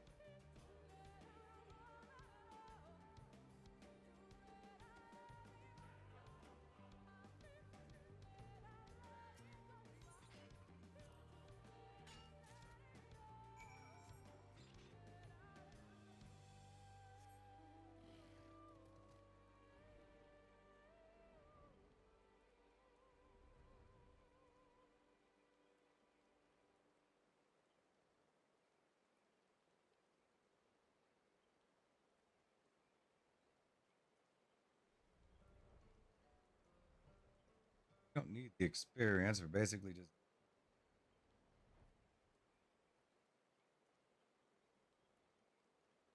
opinions and like the stuff they offer when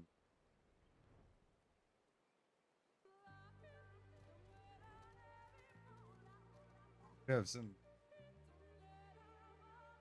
thoughts on maybe holding off on it. Sure, there'll be more. You've returned, and what's this? Do I see something glowing on your person?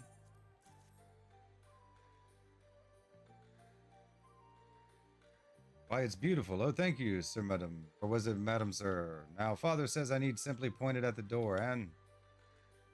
Good note, level 70.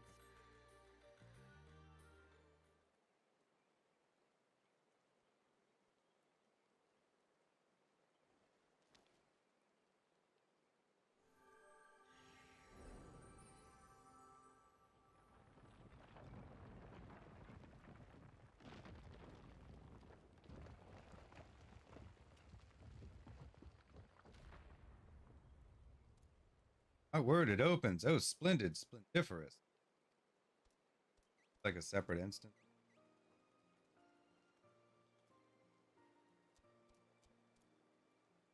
Splendiferous, indeed. Look, Father, the seal is broken.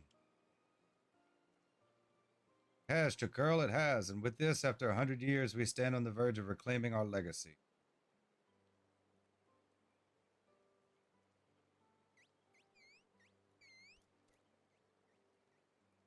Our task has only begun. There will be digging, yes, much digging and delving, and we must relay the triumphant tidings to our tribesmen and summon them here to assist in the excavation. Yes, from this day, the stewards will not rest until a page in the annals of Qitari history has been writ.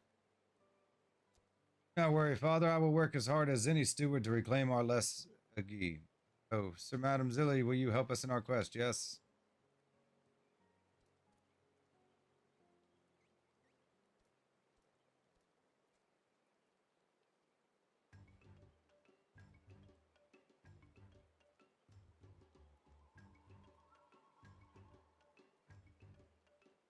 Sealed tight for a century, the door to the ancient cave now lies open, and the Qitari excavation effort can begin in earnest. Good, Zilly, you must meet my mother. Mother will be running the camp and seeing that everything is in order. Isn't that right, Mother? Yes? The son speaks true. Reclaiming our history is about more than grand discoveries of ancient artifacts. There is much that must be done to ensure we can go about our daily lives in this place. I would call upon you for aid from time to time if you would not be disinclined to help us.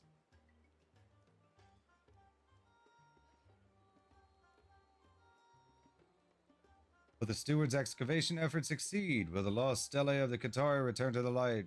A young Chakirl might one day know the wisdom of his ancestors, or the ancient secrets destined to stay forever shrouded in darkness. Only the gods know.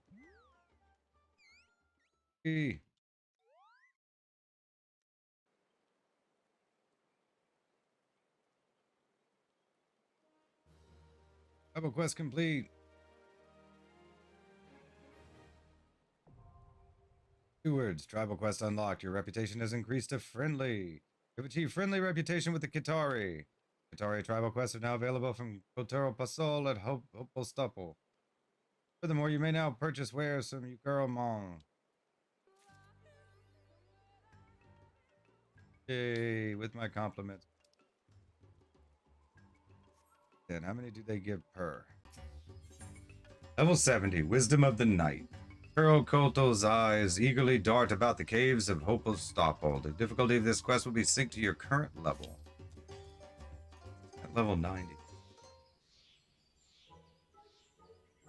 Good sir, it was sir, wasn't it? Mother tells me you've been working your tail off around the stopple. Is that why I can't see your tail, perhaps? Anyhow, thanks to you, Father says that we're ready to begin the vacation. Isn't this all so exciting? Girl, we must remember to remain calm and composed. These caves are vast, their tunnels burrowing deep into the bowels of the land. Slow, steady, and circumspect is the order of the day.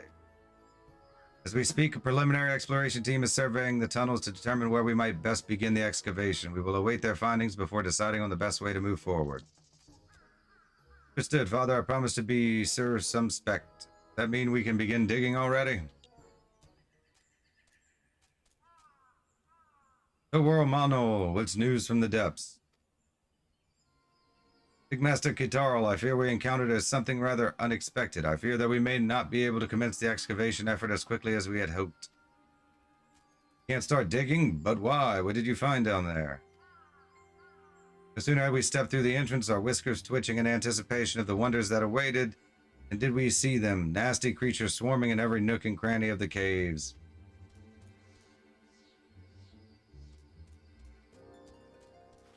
Most troubling development indeed. We Qitari are scribes, not warriors. Indeed, it was the presence of fearsome fiends and worse, blocking our way through the Revel that kept us trapped for 100 years. We doomed to suffer a similar fate here? I did defeat the Light Warden, you know. I can do more than just gather things.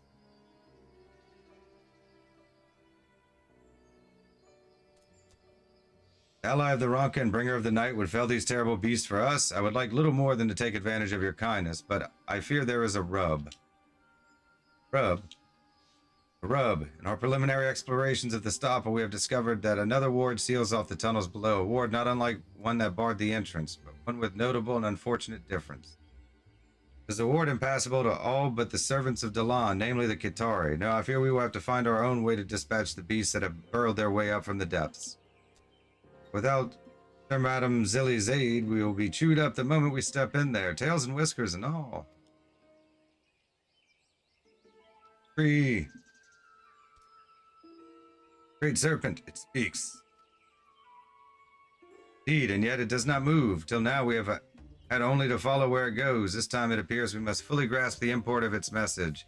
Message which sadly is beyond my comprehension. If only there was someone who... But of course, the son of Dwaddle. Son of... You mean that tall fellow who likes to wave his arms in the air when he talks? Very same, him. It appears we will require your assistance once more. Might you be so kind as to see my boy safely to the Slitherbow that he might summon this Quinfort for us? You kindly. Father and I would appreciate it ever so muchly and more. Now come along, great serpent.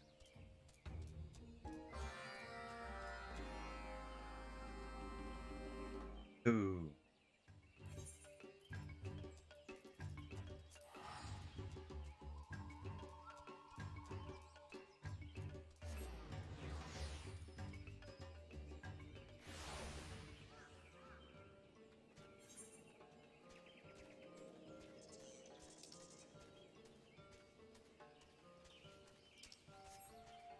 Make sure I got these right.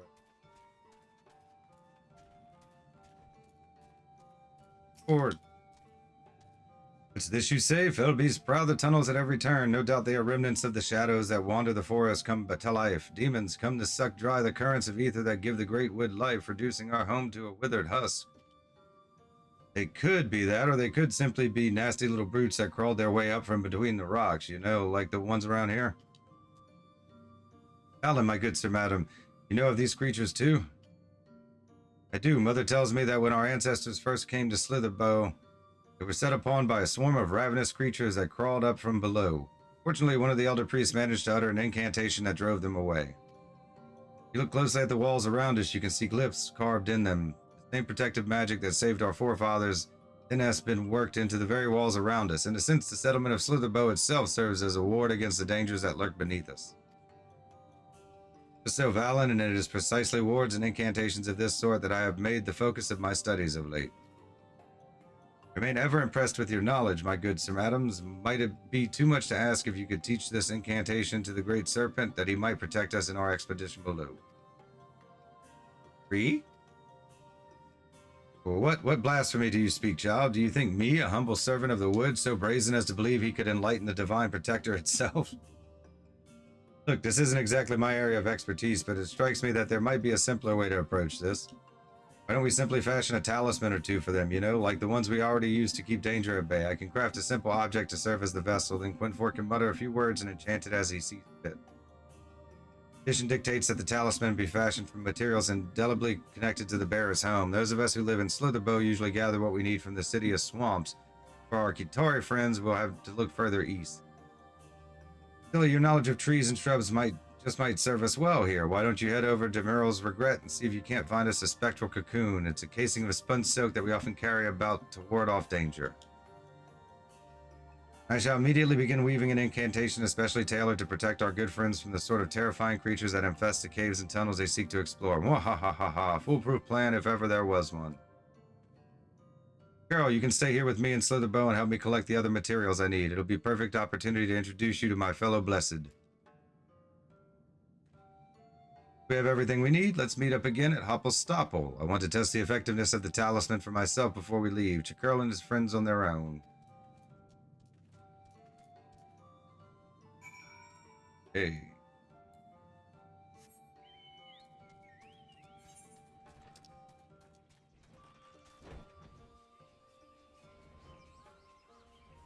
Meryl's Regret.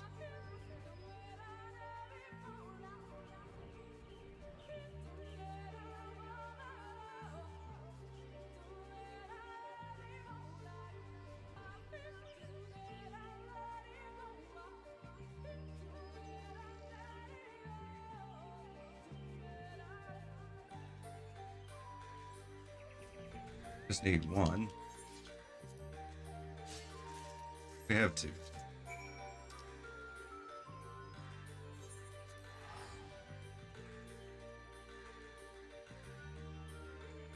This was like ones in a Realm Reborn, they'd make us get like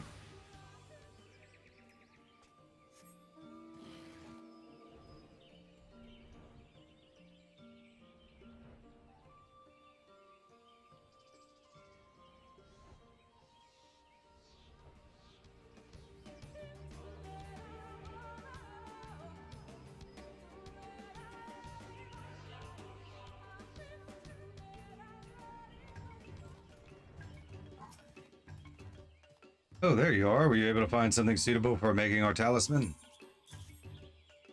Why, yes, this should serve us quite well. Just give me a moment or two. I'll round up the materials Shakurl and I gathered from the village and whip up something in no time.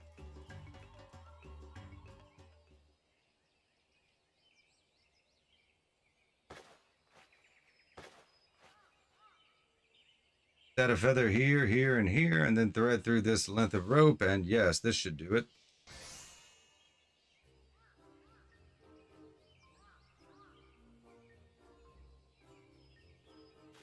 It's beautiful, and this will let us begin the excavation in safety, you say? Not so fast. The talisman needs to be enchanted before it's of any use. As it is now, it's little more than a fancy little ornament. Well, Quinfort, this is the moment you've been waiting for, isn't it? Ha ha ha! Say no more. Stand back and bear witness as Quinfort, descendant of Dwadal, weaves an incantation the likes of which your eyes have never seen. I do have a bad feeling about this.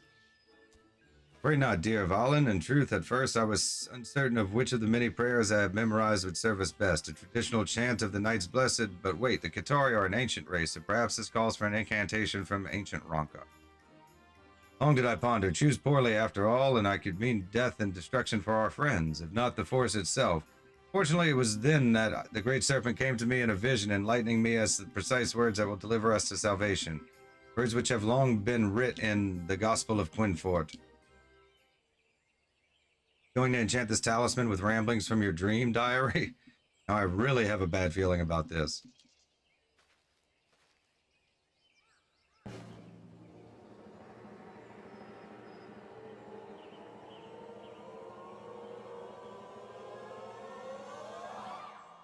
Don't be silly, Valen. The Great Serpent speaks through me, and I am but a vessel for his divine wisdom. Hark, it is precisely as it says in the chapter 52, verse 5.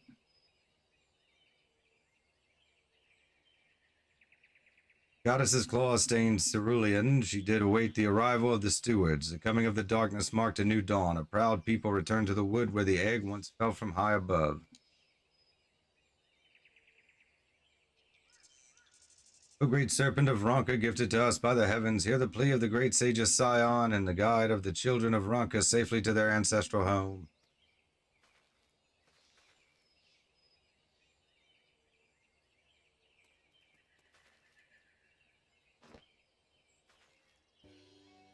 O great serpent, do tell me, were my prayers heard? Free. I've never heard an incantation so expiring. Your powers truly are something else, Master Quinfort. Oh, you are wise beyond your years, my young Qitari friend. My knowledge is vast, my powers indeed prodigious, and it is more than an honor to wield them in service of your esteemed.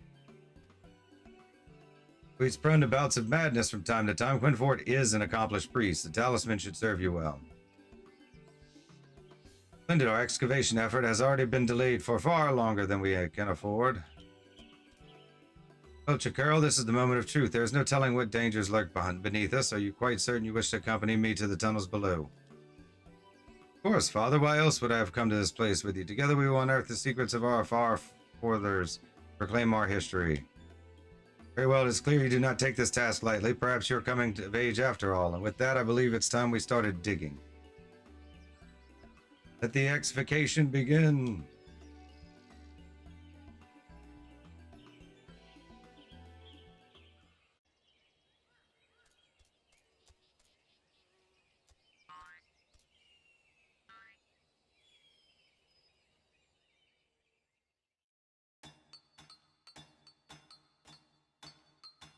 Sometime later.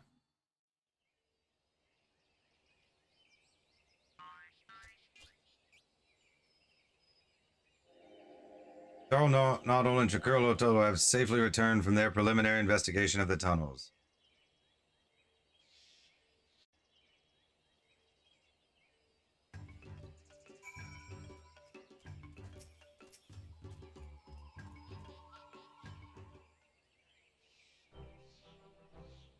What is this? Another incarnation of the Great Serpent made manifest before us? Whatever could be the meaning of this? I must know at once.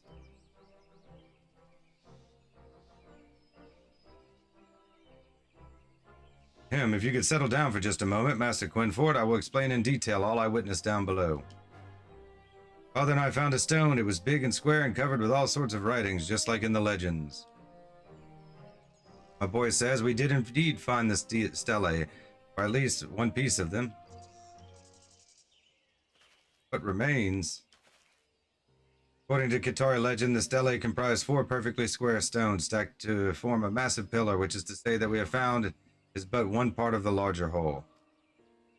And if that were not unfortunate enough, even the single stela we found has been badly weathered through the years. In many places, the engravings are all but indecipherable. This is not all we found. Lying beside the shattered stone were several sad piles of bones, no doubt the remains of our once proud forefathers who carried the stelae down below. Shudder to think of their last moments, torn apart by sin-eaters as they hid away our legacy for safekeeping. Father and I thought to carry the stone to the surface, but in that moment something jumped out and stood in our path. Mine eyes to be believed, the beheaded serpent that first accompanied our Qitari friends remains on the surface, which means we are graced by yet another incarnation of the divine protector. Third manifestation of the great serpent. Just how many of them are there, anyway? At the very least, this is the only one we encountered on our expedition, and yet if I traveled here from somewhere to guide us in our efforts, it would not be unreasonable to assume that there are others where this one came from. Truth that appeared and spoke to us just as we stood before the shattered stone. I cannot help but believe it was conveying to us a message just as its brethren guided us to these ancient tunnels. Carol and I pondered the matter, and we believe that we understand. The great serpent bids us to unearth what remains of the scattered and weathered stelae and piece together our people's history anew with our own hands and minds. See, if the stones truly have been scattered and weathered by time, that's the best you could hope to do.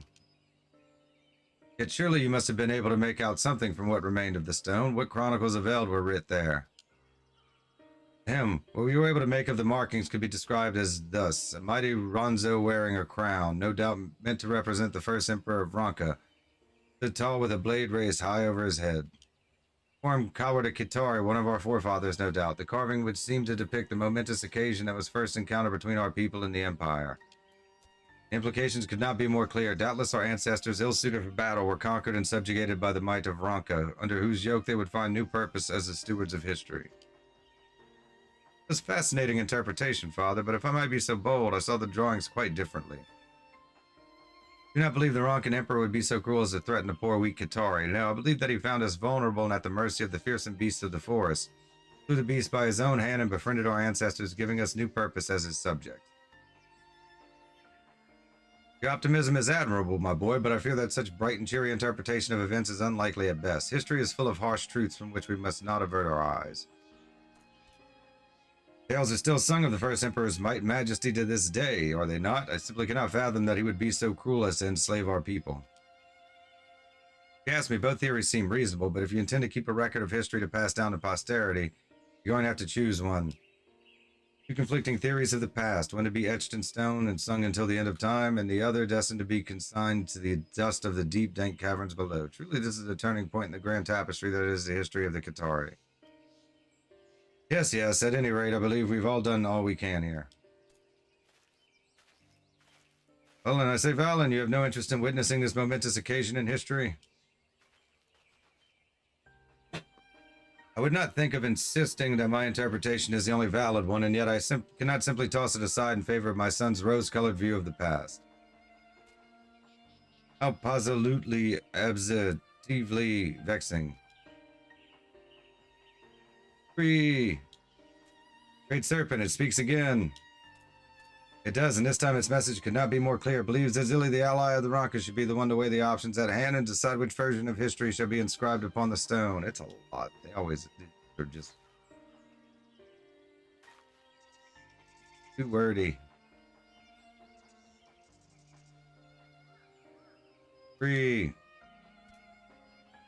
Sorry, father and son have arrived at conflicting interpretations of the events picked on the stela at the bidding of the great serpent of Rocket. Has fallen you to determine which version of history will be recorded.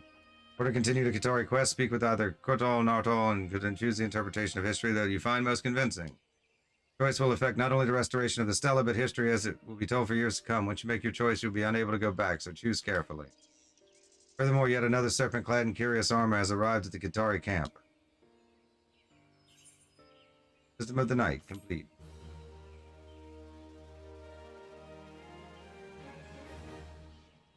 Guess I don't have to choose just yet, huh? Stewards, reputation up. Your reputation has increased to trusted. You've achieved trusted reputation with the stewards. Barring the wisdom of the Knights Blessed, the Qitari have set up warding talismans around Hoppel Stoppel. Free from the danger of wandering beasts, the excavation effort should proceed smoothly from here. The Qitari tribal daily quests are now available from Qitari Pasol at Hoppel Stoppel. Furthermore, you'll be able to undertake 3 additional quests from Qitari as a reputation bonus. This bonus is available until the daily reset for a tribal quest. Additional quests will become available after accepting all current daily quests from Qitari Pasol. Please be advised that you cannot undertake these quests if you have no remaining allowances. Furthermore, you now have access to a wider selection of wares from Qitari Mountain. I don't know.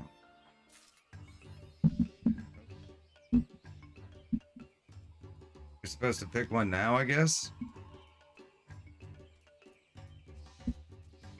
I mean, suppose. Father may have had his reasons for thinking as he does, but I choose to believe in a brighter version of history. Thus, I'm quite certain that the Ronkan Empire was a benevolent man, protected our ancestors from fearsome beasts, and bestowed upon them a position of honor in their society. Surely you can agree.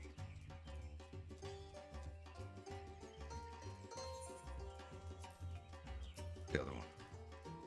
Whether as they are, the meaning behind the engravings on the first stela are quite clear. The first Ronkan Emperor subjugated our ancestors by force and conscripted them into service. There be no doubting this. Surely you agree that my theory is far more logical than the fairy tale proposed by my son, yes? Probably. Probably, but it's a fantasy game.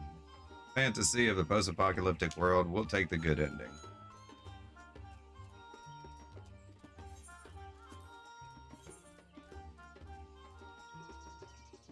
Level 70, the first stela of Ronkan Benevolence. Earl Kotal will convince you of the merits of his theory regarding the Ronkan protection of the Qitari. Cannot help but feel my boy is too optimistic for his own good, and yet, if you would choose to believe his theory, good madam, there is no reason why I cannot do the same. I think the serpent wants to all get along anyways. Plus, the Ronkans are dead, so what difference does it make? What's your own new history? At long last, I can look upon the history of my people in all its glory, but our work is far from over. Pray continue to lend us your aid.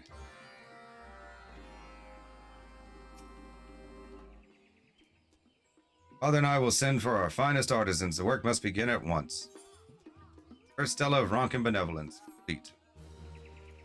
Tribal quest complete.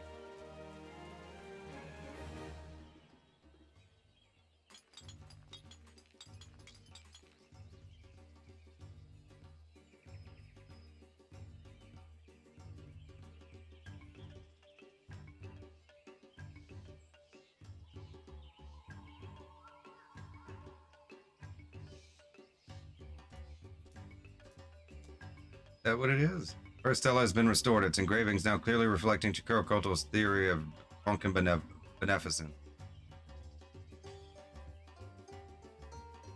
Protected by the talisman fashioned for them by the Knights Blessed and heartened by rediscovering a piece of their heritage, the stewards now pursue their excavation efforts with newfound zeal, should you choose to continue to aid them in their cause. Level 70, delving deeper. Great Serpent of Ronka wishes to impart divine wisdom unto you, or so you think. 3. Serpent jumps about joyfully. It appears that the Qitari excavation effort is proceeding swimmingly. Speak with Chikuro Koto. See if there is anything you might do to lend a hand.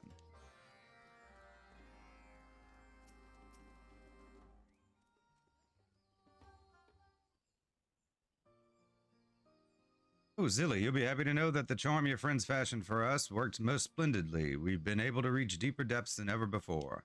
Thanks to you, the restoration of the first stela is all but complete. You simply must see it.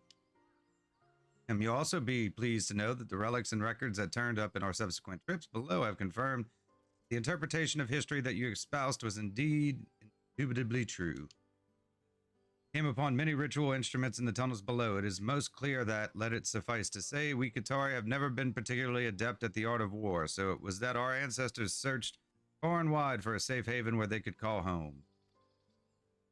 Ronka, on the other hand, was composed of many strong people, the Ronso, brave warriors, the Dran, adept at the arcane arts, and the Vis, fearless archers, all working together for the Empire's prosperity. Not long after the Qitari first made contact with the Empire, skill as scribes and scriveners became evident to high-ranking court officials. We were offered prominent role in Ronkan society in return for our loyal service. Four races so different, all living and working together for the greater good. Oh, what I wouldn't give to be able to live just one day in those glorious days of the Empire.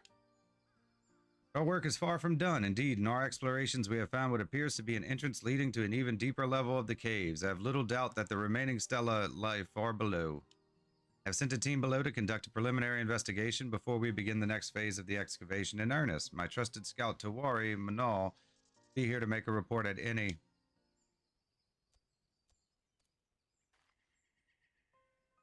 Master Qitari, I bring news from below, news that I fear is not good. Yeah, and I swear if we Qitari did not have rotten luck, we would have none at all. Do tell, what did you find down there? Entering the second stratum, we came upon a shrine to our protector, Oxtalan. It appeared to have been ravaged by the beasts that lurk below, but still stood after all these years. Shrine, you say? No doubt it was erected by our ancestors, most likely to ward off some greater danger that lurks further below. This was my thought as well, Master Qitari. A cave-in, a flood, fearsome creatures from the deep. We were too fear-stricken to press onward, not knowing what manner of calamity might befall us.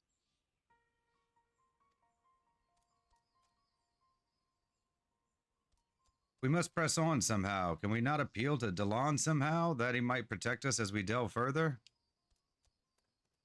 Perhaps there is a suitable ritual for the occasion. Sadly, if there is, I fear it is beyond my knowledge. I think I know of Ease who could help you. Perhaps you might find an answer in Fanau.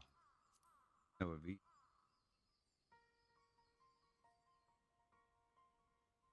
Why, yes, indeed. The V's are nothing if not well-versed in Ronkan tradition. One with hair the color of night, Master Lanil, was it? I hear she has lived as long as 10 Qitari. Yes, I am certain she will have knowledge that will serve us well. Long-lived as they are, the wisdom they have passed down through generations doubtless rivals that which our ancestors recorded. If anyone can help us, I dare say it is them.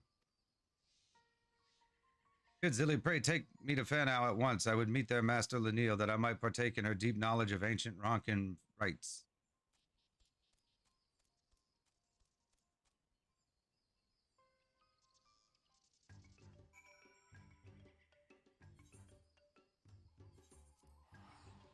And it's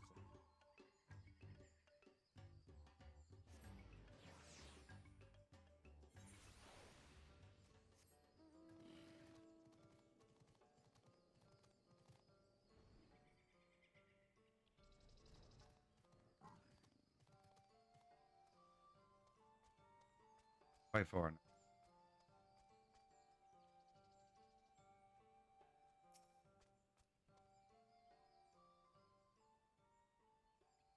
We had heard rumors that Qitari had returned to the Great Wood, but did not expect to receive a visit so soon. Just seeing you brings back memories of olden times. Memories? Do you mean that you knew my ancestors? I am older than you might think, my little friend. Anyhow, the answer is yes. Have you heard the name Shapal Tokal? She was a close friend of mine and would come calling often to exchange news of the wood. Shapal Tokal, I do believe I saw that name on Father's family tree, but if I recall correctly, she was my great-great-great-great-great-great-great-great-great-great-grandmother. Ha, was that long ago, was it? How quickly the years fly by. Still, I am heartened by your presence, young Chikiro. For many years after the flood, I feared we would never see one of your kind again.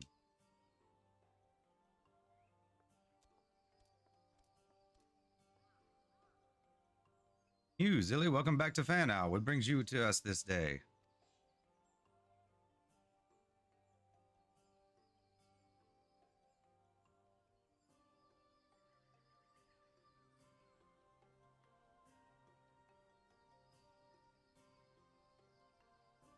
I see our Qitari friends seek to discover their history and reclaim the knowledge and lore of their ancestors. Admirable goal indeed, and doubtless not a simple task.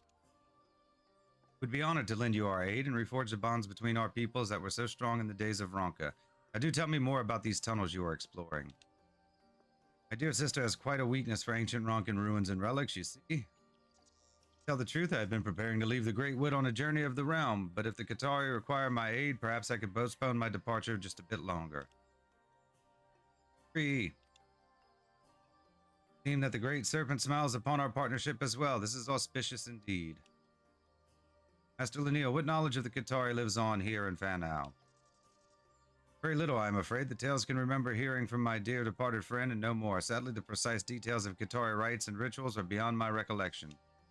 Yet I do recall Shaparl once mentioning that Qitari prayers to the Oxtalan were remarkably similar in form to our own petitions to Ixmaha. It is not so surprising, perhaps, given how closely our two peoples were connected in those days. If we were to teach you one of our own traditions, mayhap you could adapt it for your own purposes. You would do this for us? Gladly, old friend, but first we will need to prepare a simple altar for performing the rite and find ourselves a suitable offering. Liver and blood of an ancient beast, together with pristine water from a sacred spring near the Kamul Astropolis. Yes, I do believe this will suffice. Know the ways of the beasts of the wood, leave the hunting to me. As for the final offering, I suspect Zilly would have little difficulty acquiring it, yes?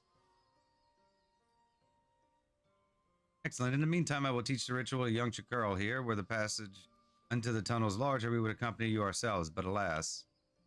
Don't worry, my good Master Lanil. I will learn the words and gestures well, and Delan will hear our plea. Just you wait and see. You're a spirited one, child, but be forewarned, Master Lanil is a strict taskmistress. Egads, forgive me, my friends. I will do my best. Anyhow, let us all reconvene at Hoppelstoppel when we are finished with our allotted task.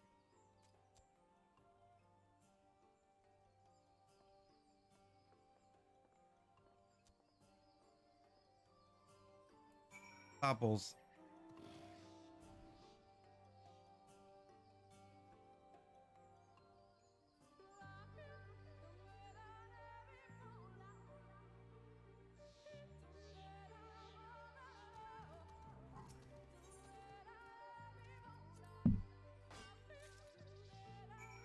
Here, done.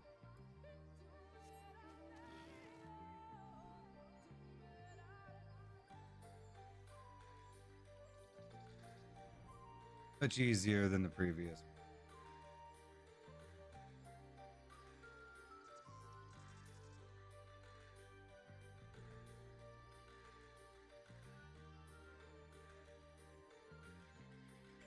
Comrable. Possible to get.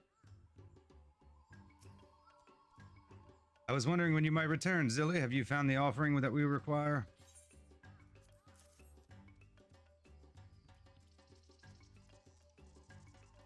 Peace believe this will suffice as an offering to Delan. Very well, so be it. As soon as the Chakurl and the V's arrive, we shall begin the second phase of the FFXIV.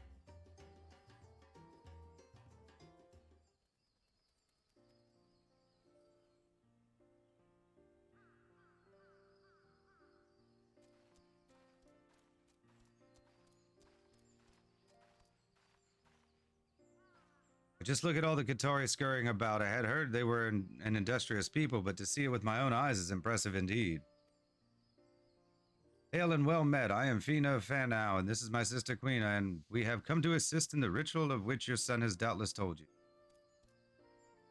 Greetings, greetings. Please accept my apologies for making a fuss so close to your village and without properly paying my respects. I fear I've been quite preoccupied with my duties here.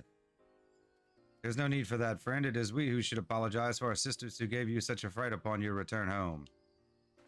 You may well know our peoples were strong friends and allies in the days of Ronka. It is our honor to reforge those bonds in the present day. Should you require anything of us, you will need but say the word.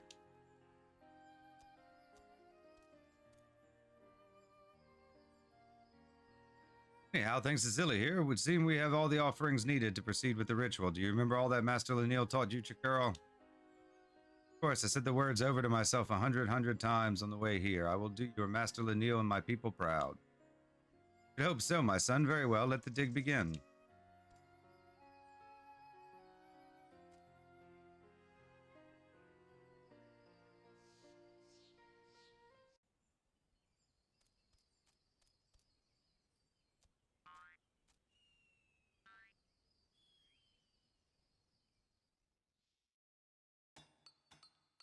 Serpent. Time later.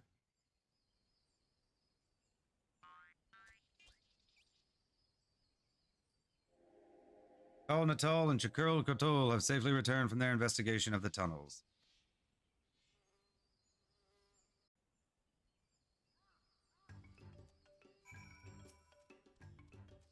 Scree.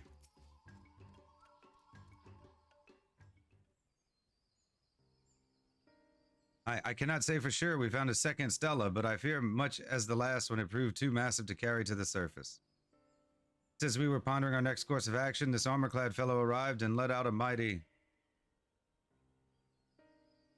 Free! Precisely. While I cannot confess to fully understand the import of what it is saying, I can only surmise that the serpent once again wishes for us to call upon the wisdom of the ally of Ronka, Tilly that is, and restore the Stella to its erstwhile form.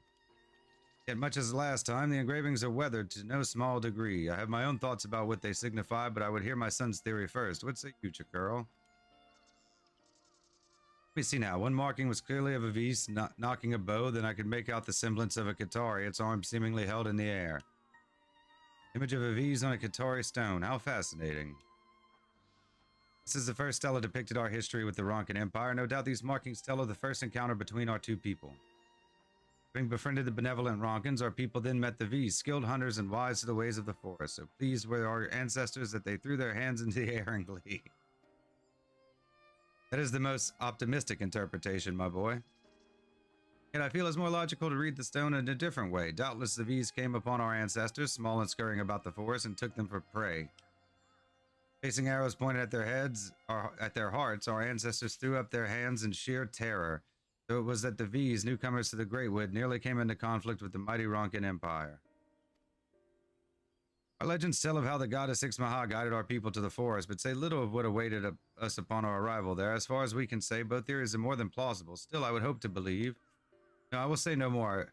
It would ill behoove me to stick my nose in matters of Qitari lore. I agree, Qitari history should be written by the Qitari themselves. In any event, we are pleased that we were able to contribute to your cause in some small way. I'll return to Fan now, but please do not hesitate to call upon us again. There is still much catching up to do between our peoples. Go with the optimistic view. Once again, it seems we find ourselves with a choice to make. On here. Scree. Yes, Zilly, do impart into us your wisdom once more. How are you inclined to interpret our history? Delving deeper, complete.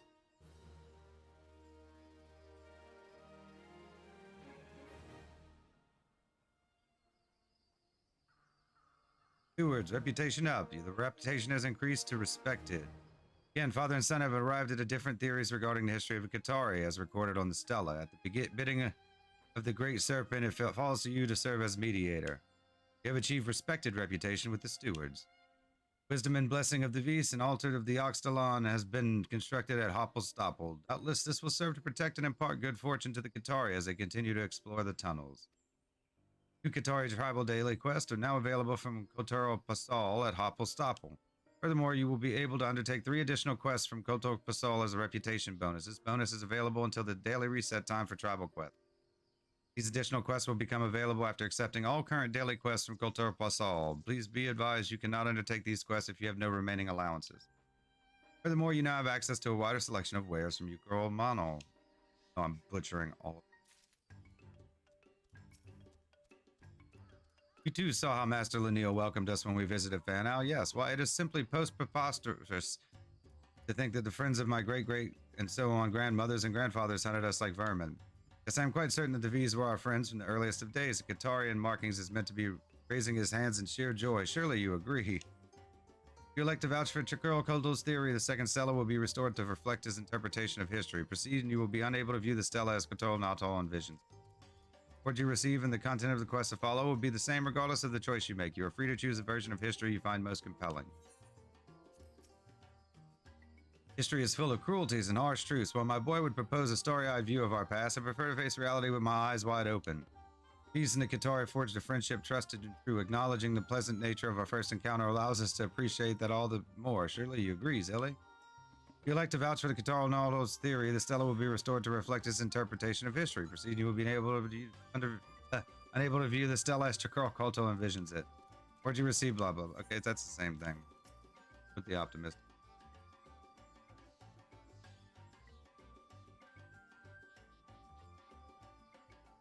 Okay, why can't we be friends? Infendorous. Oh, thank you, Zilly. I knew you would see things as I did. Level 2nd. Level 70, the second Stella, fast friends. Chuckle Kolto will convince you of the merits regarding his theory of history between the Qitari and the Vis. I believe my son has the right of it. Well, I suppose there is something to be said for adopting a brighter view of history. Very well, let us proceed. Restoration.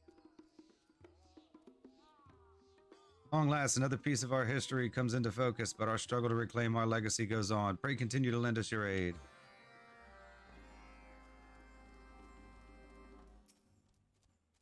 Father and I will send for our finest artisans. The work must begin at once. Second Stella, fast friends, complete.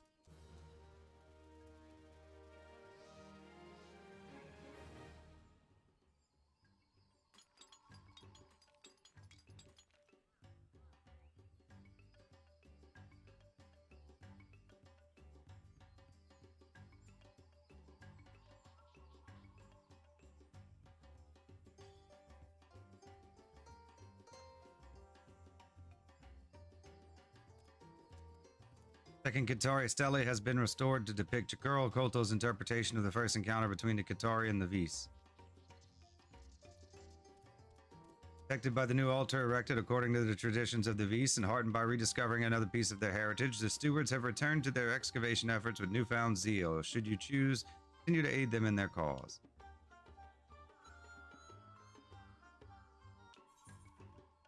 Level 70, a chilling fate. The great serpent of Ronka once again would bestow upon you the wisdom of the gods.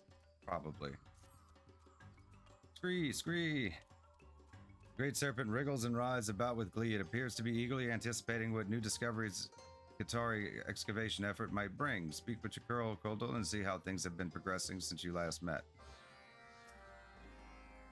Oh, hello there, friend. It's a most splendiferous day here at the Stopple. The ritual that the V so kindly taught us has allowed us to delve deeper into the tunnels, and you won't believe the wonders we found. It is as my boy says, our exploration of the second stratum is nearly complete, and you'll be pleased to know that the relics and treasures we have found have all but confirmed that your interpretations of the second stela was indeed the correct one. Our forebears welcomed the V's when they arrived in the Great Wood. Despite our clear differences in aspects like lifespan, stature, and martial aptitude, our two peoples forged a strong bond, not unlike that shared by Ixmaha and Oxtalan, our guardian deities. We also found records of a story told since olden times. In it, the V's and the Qitari were hunting together in the wood when they suddenly fell into a deep sinkhole. Their bodies bruised and with no source of nourishment, they had no choice but to wait for rescue to come. Knowing that his short lifespan was nearly at an end, the short-lived Qitari offered his own flesh to the V's companion that she might survive for many years to come. Could there be a more heart-warming tale of friendship and devotion? Why, it brings a tear to my eye. I'm also pleased to report that in our search, we did also manage to find a passage leading even further into the Stopple's depths. Yes, I have little doubt that another stela awaits us should we continue to delve below. I trust that Towarl is ingestivating the matter as we speak. They just keep changing it to make it funny, but it makes it harder to read. As a matter of fact, she returned a short while ago. Towarl is nothing if not circumspect. I have no doubt her survey of the tunnels was most thorough. Yet I fear the news is not all good. Poor Towarl collapsed in a shivering heap almost immediately upon her return and has remained in bed, silent with a dreadful fever ever since. As such, I have sent for our friends in Slitherbow to come to our aid. I do believe I just saw them over there. Come. I would be most obliged if you could join us in getting to the bottom of all this.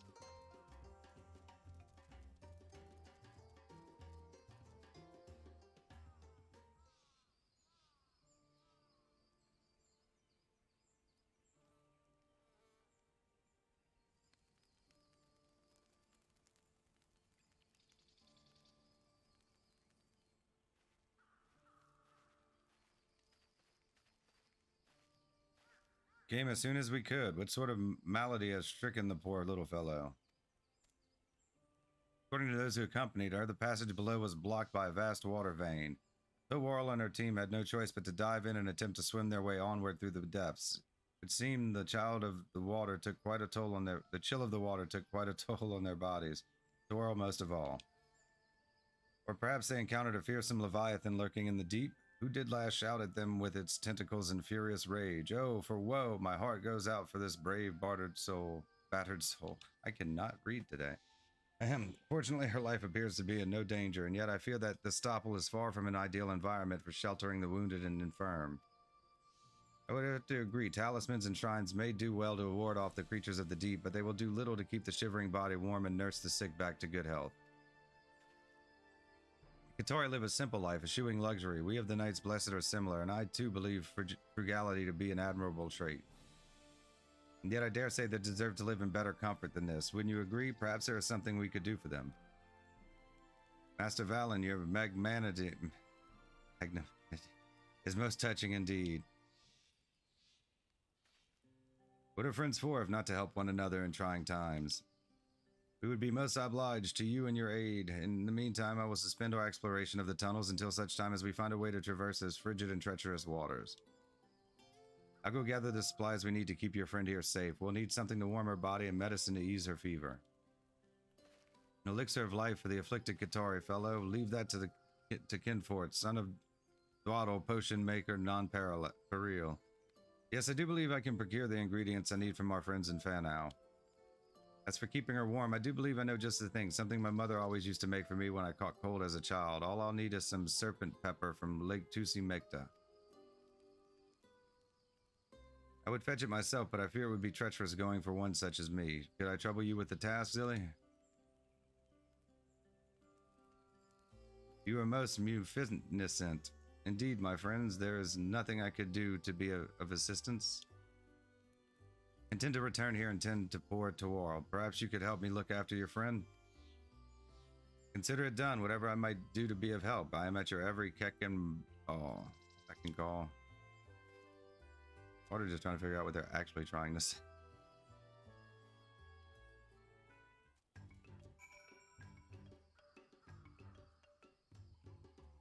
Go pick some peppers. Way over here, we'll teleport here. Be about halfway there at least. Tusi-Mekta.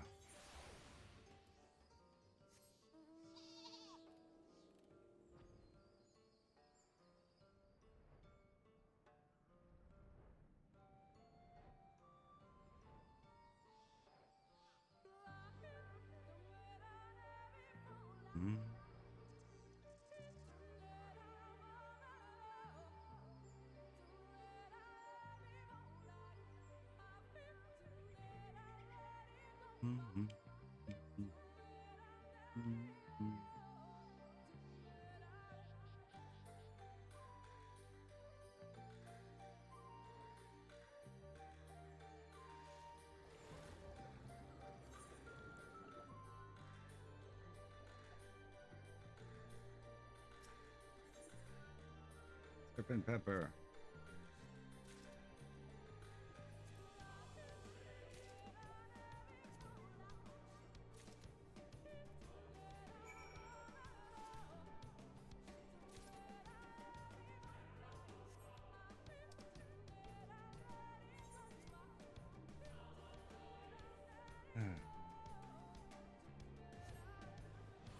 I don't know, like the Endwalker Beast drives, we may wait until Dawn Trail comes out.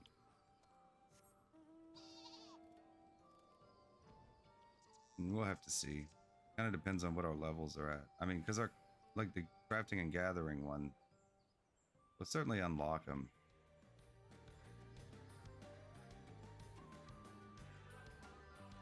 But I mean, that's like a lot of free experience we'll be missing out on.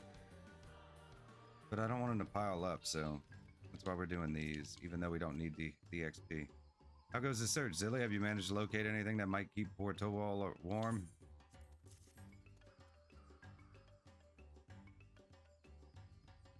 Fascinating how gently warm to the touch it is. Yes, I dare say this should help to warm Towal's body and ease her pain. Don't worry about that when we get there. We haven't even started Endwalker yet. Still not done with the patch content for Shadowbringers.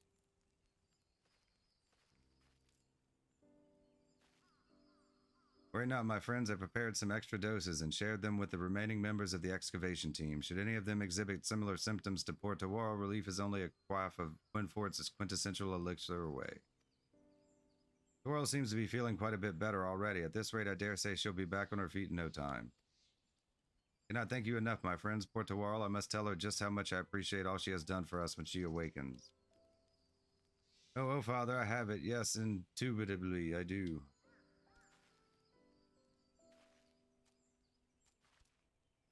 Girl, are you quite all right? Have what you say? I say. When I took Zilly's discovery into hand, my entire body was filled with a gentle wave of warmth from within. Why, if we were to give one to each member of the excavation team, they could stay warm and toasty even as they navigated the frigid waters below. Simply ingenious, my boy. Master Val and Master Quinfort, might I trust you to look after our dear Twirl in my stead? I would return to the excavation that I might deliver my friend a discovery that is sure to have her dancing in the tunnels. Leave it to us, my friend. There could be no greater honor than to lend my prodigious talents to a proud race of Ronka. That settles it. Let the third stage of the exfication begin.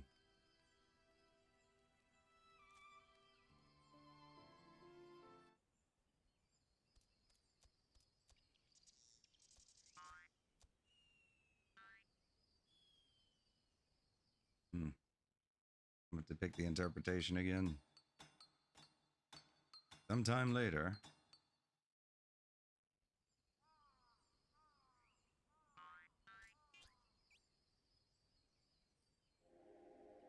Katol Nadol and Chukrul Koldo have safely returned from their investigation of the tunnels.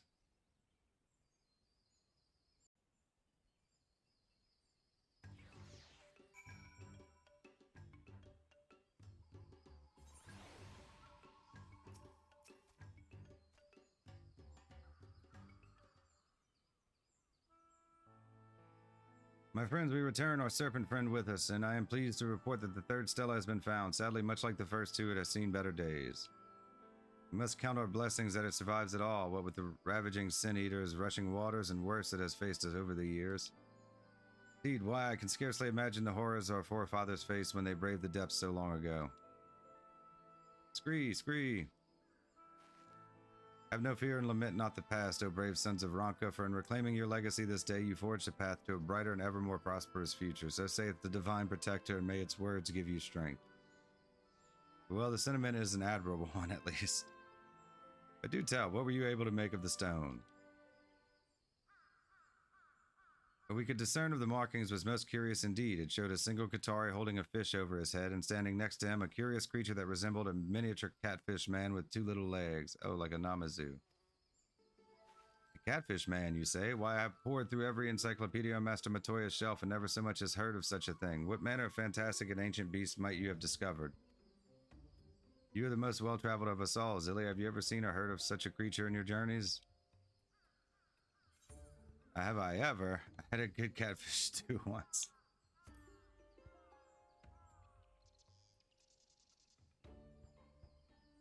Curious race of fishmen that live far to the east. No wonder we haven't heard of them here in Norvrant. Doubtless they were one of the many ill-fated people swallowed up by the flood. In any event, these catfish men sound most fascinating. I would be quite curious to find out more. I have a theory as to what the markings signify. It was a time of old when famine ravaged the forest. In trying times, our ancestors and these catfish men each laid claim to vital fishing ground. If the creatures no longer inhabit these parts can mean only one thing. Proud Qitari, the might of the great Ronkan Empire behind them, drove these slippery creatures from the Great Wood, reclaiming the food supply as theirs and theirs alone. Bereft of a source of nourishment, the catfish men died out one by one and met their eventual extinction. Extinction? Perish the thought. Believe me, Father, I am not so naive as to think this was another bright and happy chapter in history. No doubt the famine you speak of truly did befall our forest home. All the more reason that when these catfish men showed up to our doorstep on the verge of collapsing from hunger, our forefathers did offer them fish that they might sustain themselves for the days to come. Most fascinating theories, both of them, and yet I would posit another. I have read of an ancient coin emblazoned with the image of a catfish that was said to predate the Ronkan Empire. It is not plausible, even probable, that it might be the currency of an ancient civilization of fishmen that flourished in the depths below. No, it isn't, and I think we've heard enough theories for the day. At any rate, Quinfort and I should be getting back to Slitherbow. If you're ever in need of warding charms or far-fetched theories, you know where to find us.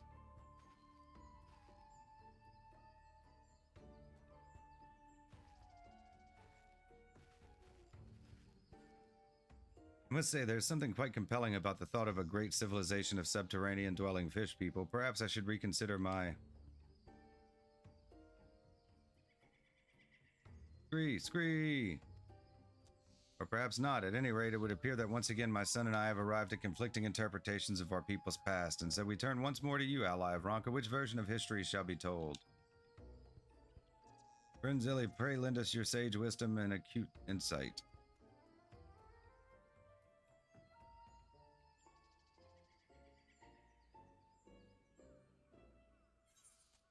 Chilling fate, complete.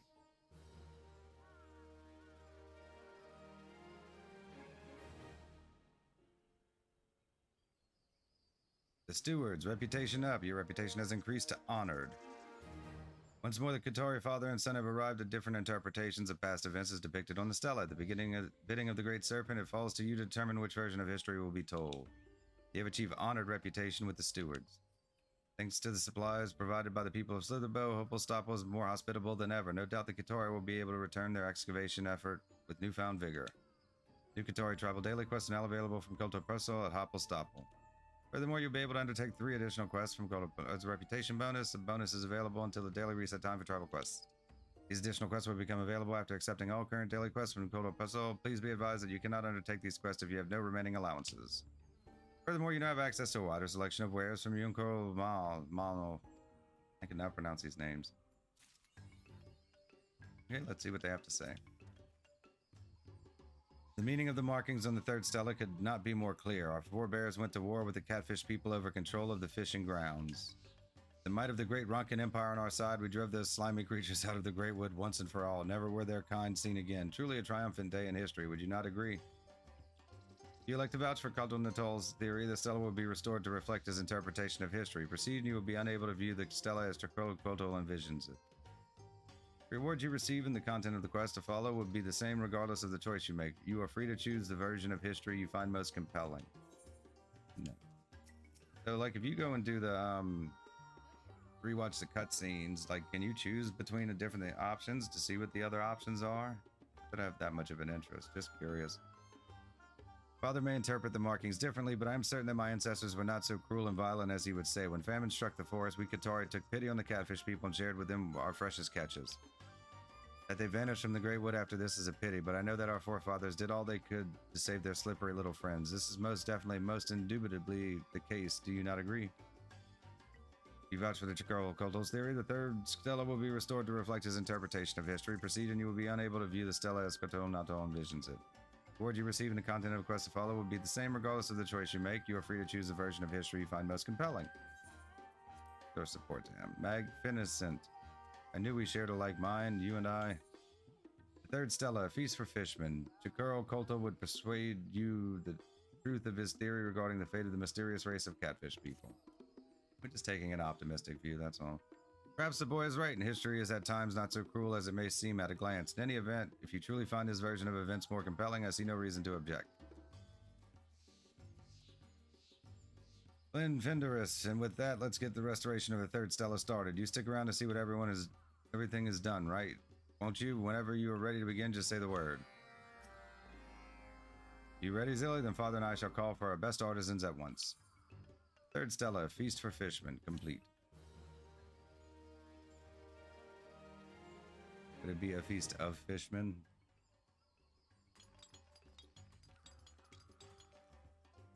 If you met the Namazu, you wouldn't want to eat them either. If you feed them, they might go on their way.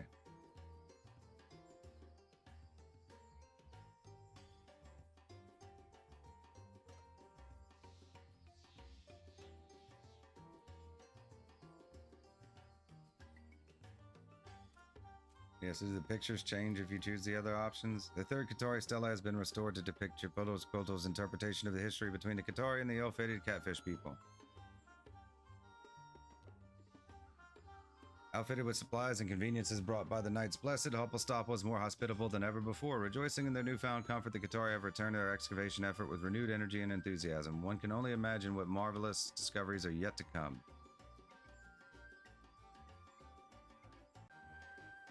Level 70. What ails the forest? The Great Serpent of Ronka would enlighten you as to the greatest mysteries of the universe, or so you believe. 3. Great Serpent lets out a high-pitched squeal. It appears to be feeling anxious about something. Speak with your Curl Kultol and see how the excavation effort fares. Welcome back. The Stopple's feeling more comfortable than ever, thanks to all those helpful supplies you and our friends from Slitherbow have brought to us. Father and I have also gone diving in the depths below some 20 times now, and you won't believe all we've found.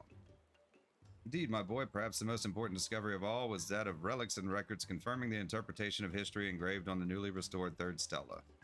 Our ancestors enjoyed amiable relations with these curious catfish people, and indeed did share our food supply with them, allowing them to survive the age of great famine. To their misfortune, however, they were a stubborn folk. When they refused to worship the deities of Ranka in favor of their old gods, they were driven from the land. Whether they still live on in some far-off land, none can say. Poor catfish people, if we ever meet someday, I promise I'll be your friend. At any rate, we have explored all there is to explore in the third stratum, meaning that it is time we ventured further below. Unfortunately, we find ourselves in a bit of a bind. Our most trusted scout, Tawara Manal, has yet to make a full recovery from her ailment. On the contrary, others here in the Stopple have been suffering from similarly unpleasant symptoms, even those who did not accompany Tawara on her expedition below. I must say I find myself quite at a loss. Might you be so kind as to accompany me as I look into the matter?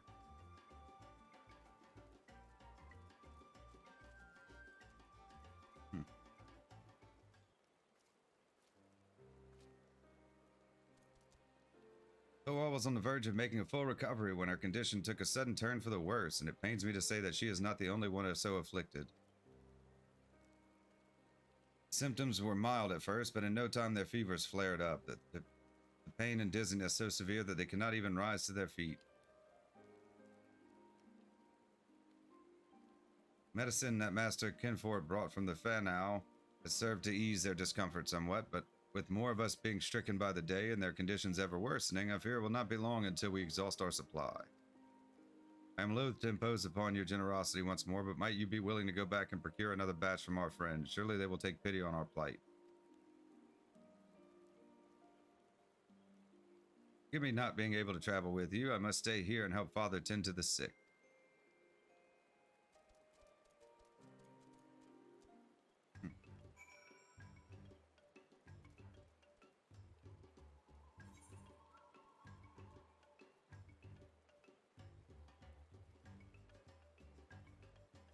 This might be closer. Lately.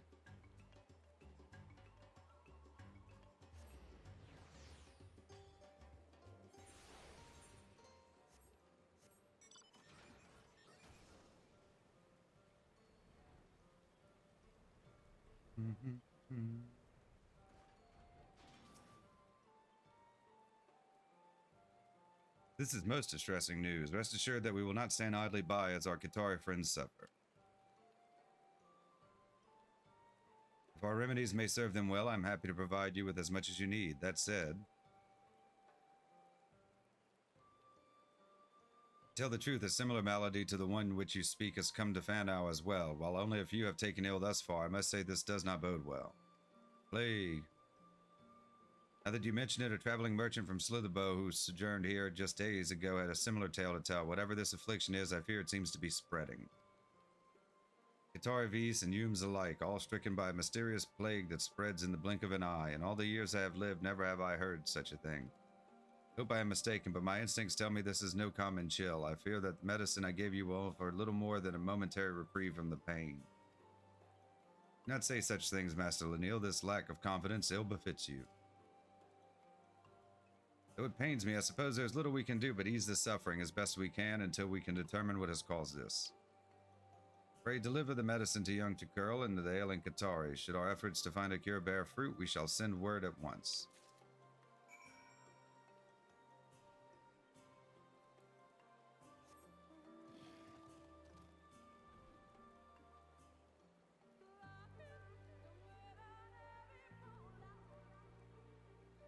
That's not good. Everybody's getting sick.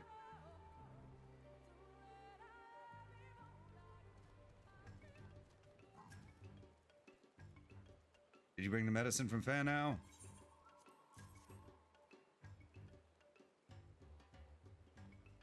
Oh, thank you. Your benevolence knows no bounds. But just look, whatever am I to do?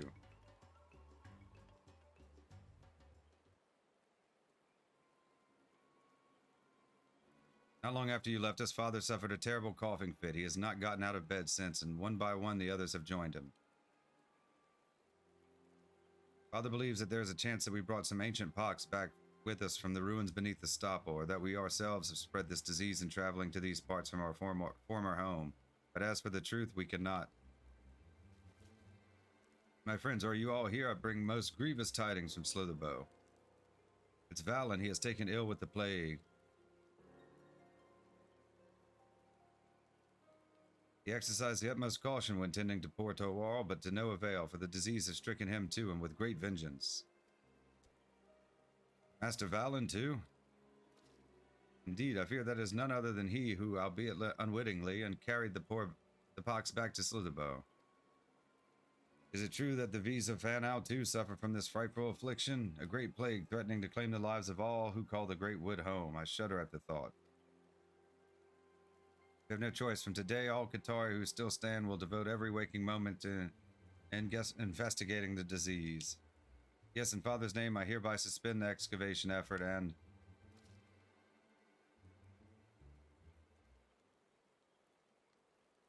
Scree! Great Serpent, it speaks.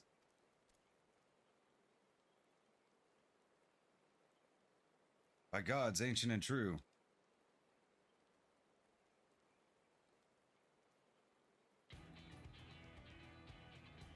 Put away not your shovels and spades, young Chikirl. The excavation must go on, for verily, so spake the divine protector of Ronka. Aye, many a prayer have I offered to the Great Serpent on behalf of the ailing, and today my prayers have been heard.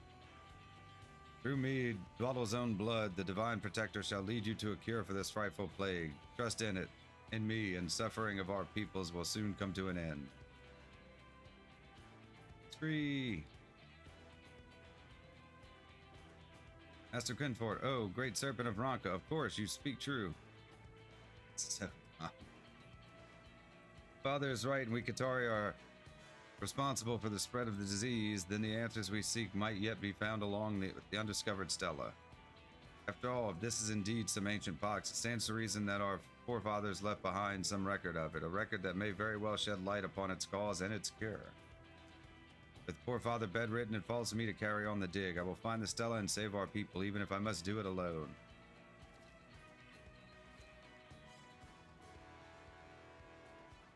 Your bravery is most admirable, young Chikirl, and yet, even with the divine protector watching over you, are the tunnels not too dangerous for a child? I am no child, Master Kinford. I have lived 3 whole years, and in just these recent days have accompanied father into the depths time and again. No one is better prepared to search for the stella than me. Girl can do it. Too dangerous. He can do it. Oh, thank you. A vote of confidence from you means the world to me. Mark my words, I will get to the bottom of this. Such courageous words, spoken from one so young. Shikiro Koto, you truly are a shining example for all of your people. Were it not for your dear father, Azili and I will see that he wants for nothing while you are exploring down below. Go in safety, and knowing that we pray for your success.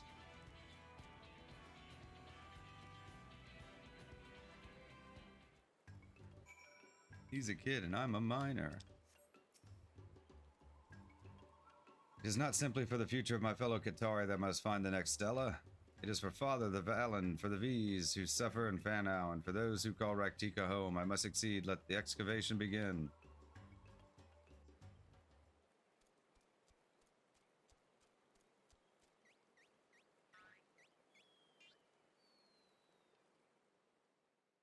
Divine Serpent.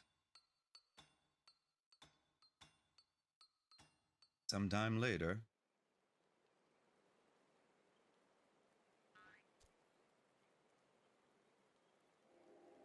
Shikiro Koto has safely returned from his exploration of the tunnels. Where's the Divine Serpent? Great Serpent of Ronka. You return, my young friend. Thanks be to the Great Serpent. What's this? Do mine eyes deceive me? You return alone. Indeed, on all our previous excavations, an avatar of the Great Serpent, clad in a suit of armor, arrived to welcome Father and I to the Stella's resting place. This time, there was none to be found. Inconceivable, the Great Serpent forsaking a descendant of Ronka in their time of need? Indubitably, the Divine Protector moves in mysterious ways. But worry not, my friends, for I was able to locate the fourth stella myself, and thanks to the Divine Protector, there was barely a scratch or scrape on it. Yes, using the tools and techniques you have supplied to us, I do believe we will be able to raise it to the surface in pristine condition. Remarkable. Truly, you are a paragon of Ronkan industriousness and ingenuity. Now do tell, did the stone provide any new insights that might help us fend off the plague? Oh, Master Kinfort, you will see for yourself once we raise it to the surface, but let me tell you what I saw with my own eyes. Pictured providently in the center was none other than the great serpent itself. Atop its head is set a gloriously large and fluffy green mass. Before the serpent, a man in Ronkan garb raised his hands in sheer jubilation. Glorious, this is incontrovertible proof of the Divine Protector guided our ancestors to enlightenment, just as it guides us today. Sadly, Father is in no condition to share with us his thoughts on the carvings, but no matter, with the stela and impeccable... Alright, some condition. I can't tell what he's trying to say. Condition, I am confident that purchase rate is the correct one. Interpretation, okay. Yes, there can be no doubting it. With the mighty scree, the great serpent did bestow upon the Ronkan people a giant tuft of grass green fluff, which cured them of dreadful pox. So if I would have chosen the answers from the other guy, would he have been okay and then this guy got sick? No doubt is to guide us to this very knowledge, a cure that would save our people, that the great serpent appeared before me. Glory be to the scree. Could present another theory. Glory be to the scree.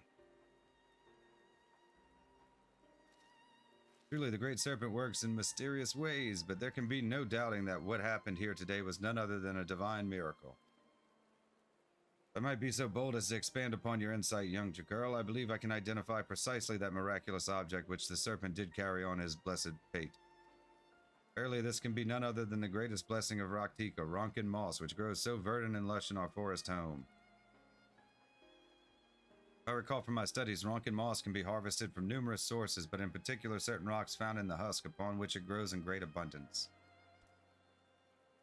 Alive, Ronka, you have my word that this is the last time I will impose upon you. Might you be so kind as to go forth in search of the moss that will save my people. Splendid, and I, young Chikara, will make for Fanal. The V's will doubtless have insight as to share how to brew the moss into a proper elixir. I am deeply obliged to you, my friends. I will tend to Father and pray that his condition is not worsened in the meantime, until we meet again.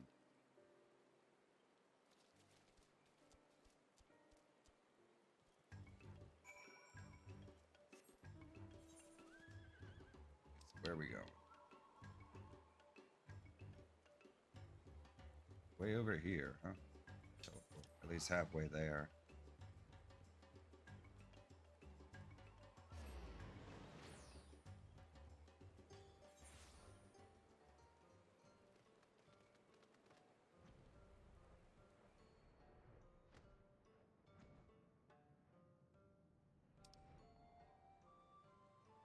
Apple stop.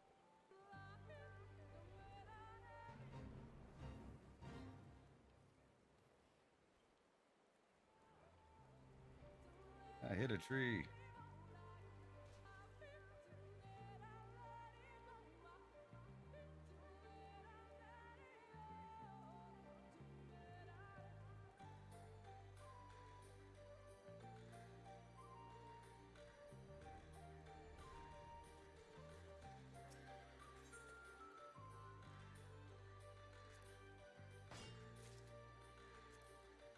And tonight.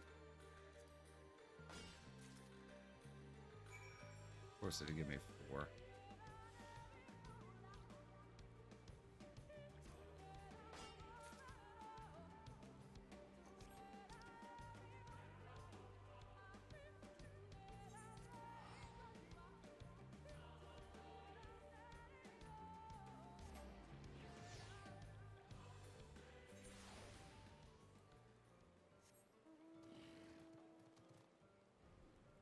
Yeah, Beast Tribe quests do get a lot easier. Ones in a Realm Reborn are awful.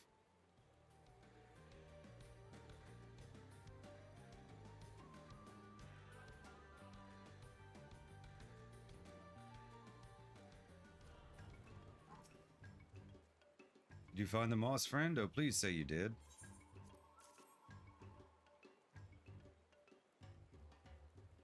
Splendid, splendiferous. Why, it looks just as it did on the Stella. We must prepare the medicine at once.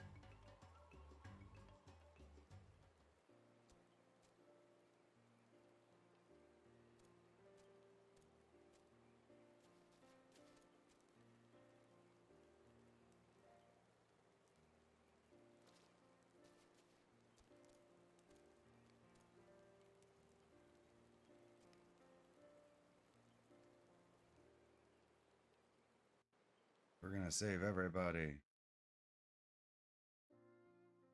Following the method illustrated by the carvings on the fourth Stella, the stewards brewed an elixir from the Ronkin moss and distributed it to their ailing friends. Before long, the symptoms eased and a brighter mood returned to the stock.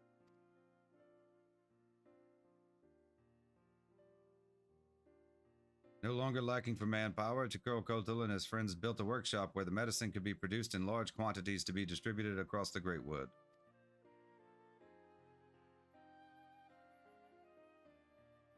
Sometime later,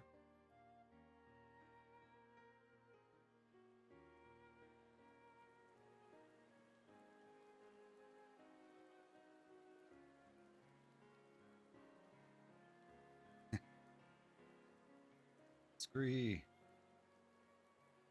Ahem, reports have it that our friends in Slitherbow and Fanau are well on their way to making complete recovery. All of Raktika truly is in your debt. I have no words to express my gratitude. You have my gratitude as well. We must not forget the great serpent who guided us to cure. Speaking of which, where did it go? It's not our place to question the workings of the divine, my boy. No doubt it felt its role here was done and returned to a place where only the gods know. Does that mean I'll never see it again? Scree! Did I hear what I think I heard?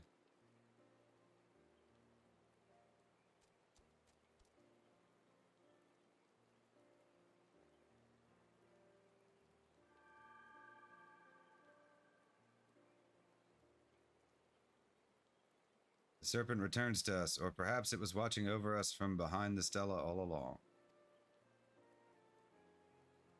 Doubtless so, Chikirl. Indeed, the great serpent truly does work in mysterious ways.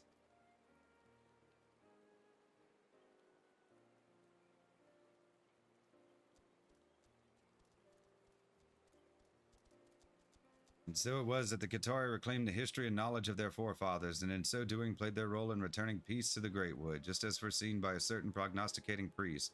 All was according to the Great Serpent's plan, or was it?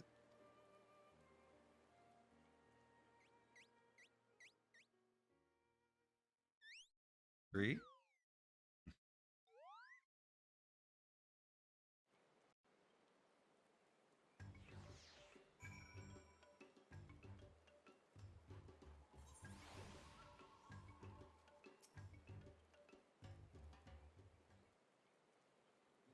Ah, I cannot thank you enough for all you have done on behalf of my boy. No, on behalf of all the stewards. You will be pleased to know that we have succeeded in producing the mossy brew in large quantities. Any fears of plague sweeping through the Great Wood are well behind us. You ever find out what caused the disease, Father? It's difficult to say for certain, but I do have a theory. Plants, blossoms, and trees abound in the Great Wood, all possessing their own seeds and spores, some of which can be quite poisonous. Lesser poisons exist as well. In that case, one might build up an immunity if one lives for long enough in their presence. At the same time, different areas of the wood are home to different flora, each bearing their own poisons. And so living for 100 years far away from this place, you say we have a different immunity than our friends in Slitherbow and Fanau? Precisely, my boy. More precisely, we carry an element of the poison within us, and if it is this which protects us from their harmful effects. The downside of this, of course, is quite clear. When these poisons are carried to new place, where others are not accustomed to them, the self-same thing that protects us from their effects can have harmful effects on others, just as the poisons our own bodies are unaccustomed to can harm us. So the sickness, it was all our fault for coming here? Perhaps and perhaps not. We are not the only ones who traveled here when the path through the gravel was opened. We Qitari, the creatures of the forest, saw on our way, doubtless, the spread of the pox was inevitable. Besides, in coming here, we have rediscovered a powerful elixir fashioned by our forefathers, one that we might use to prevent any further outbreaks of disease among those who call the Great Wood home. Looking back, I suspect that matters such as these were a source of great consternation in the days of the Empire, when people moved about the Great Wood often and in droves. No doubt this is why it was the Ronkans who discovered the cure, with the guidance of their divine protector, of course. Same divine protector who remembers well the events of those days and who led us back to the remedy it had shared with our forefathers so many years ago.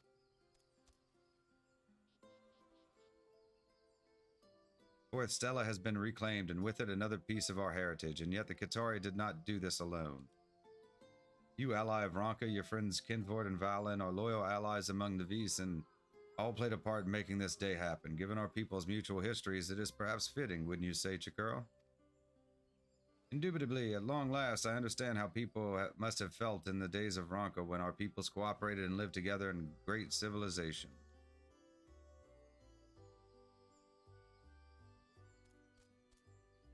Wisdom of our forefathers has saved us today, but we must not rest easy. We must continue to learn and record our experiences, that our own wisdom might serve those who follow in our footsteps. There's still much that I would study as well. Pray come back to visit us, my friends. I would be happy to share with you all the wonderful things I am sure to learn. After all, while the serpent with the hat has gone off somewhere, the helmeted one remains with us. Surely this is a sign that there is still much to explore in the tunnels below. After all, why would it remain with us if there were not additional pathways and passages through which it seeks to guide us? Oh, I can hardly wait to see what may yet be unearthed.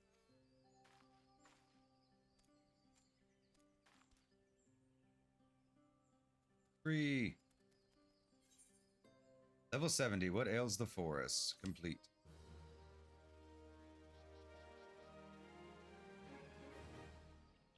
The steward's reputation up. Your reputation has increased to sworn.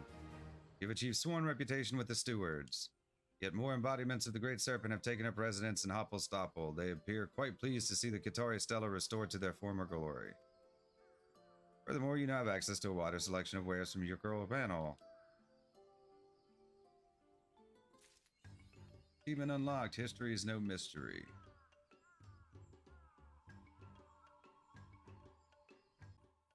Level 70. Glory be to the Scree. Chikuro Koltol is pondering the history of Ronka and his people. Oh, Zilly, on behalf of all the stewards, I thank you for your tireless efforts. You have our sincere gratitude. Indeed, we Qitari must bear the responsibility of having spread the pox to these parts of the forest. Finally, we have brought this painful chapter of our history to a close, and we could not have done so without your invaluable aid. At first, I feared we might damage our relations with the Knights Blessed and the V's beyond repair. Instead, we have managed to overcome the plague together, and in doing so, the time-tested bonds between our peoples are stronger than ever before. I travel to Slitherbow and Fanau all the time to share tidings from the forest with my newfound friends.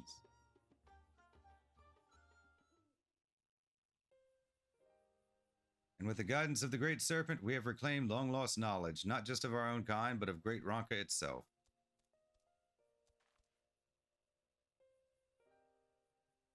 In studying the restored Stella, I have had occasion to reflect and ruminate on the history of the Empire. It was truly a great civilization, controlling and exerting influence all over the ancient of Dorvon. It was a civilization of great enlightenment, welcoming myriad peoples and then uniting them under a single banner to live in peace and prosperity. Human V's, Qitari and Ronzo, living side by side, working towards a common good. The artistic and academic accomplishments of the Empire were many, and yet this, its greatest strength, would also prove its downfall, or so my theory holds.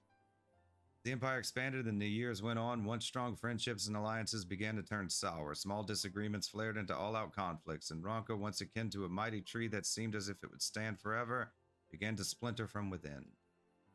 Imagine Ronka in its final years, withered and dying. No doubt the Emperor sat on his throne waiting in vain for the arrival of one who would restore his empire to its former glory, waiting for the ally of Ronka.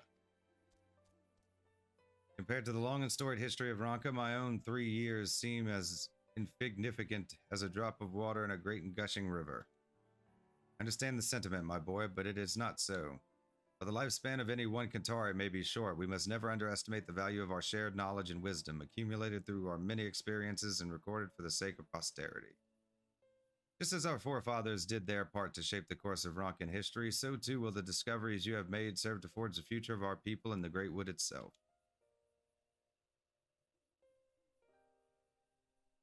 We must not forget our friends and allies, without whose aid we may not have survived to see this day. Might I trust you to convey our gratitude to them on my behalf? Chikiro? Of course, Father, consider our gratitude conveyed. Ho, ever learning, I see. Zilly, might I trust you to escort my son to Fanau? I would not be able to forgive myself if anything unfortunate happened to him on this day of triumph. Come, Master Limneal will be overjoyed to see us, I'm sure.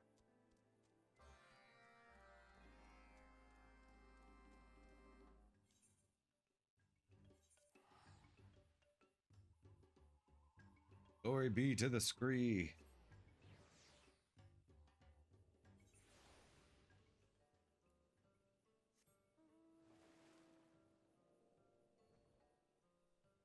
Scree.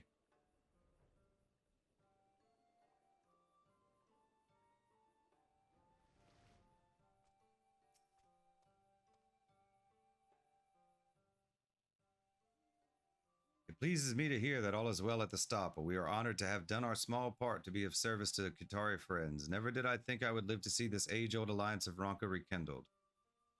For us as well, Master Laniel, from ancient rituals to the remedies that eased our pain in trying times, there is so much wisdom that we learned from you. I am certain this is only the start of a long and fruitful friendship. You are wise beyond your years, my young friend, and there is much that you and your people have already taught us. Promise that you will continue to share with us your gleanings from history, that we might put them to use ourselves in protecting and preserving our forest home. It would be an honor.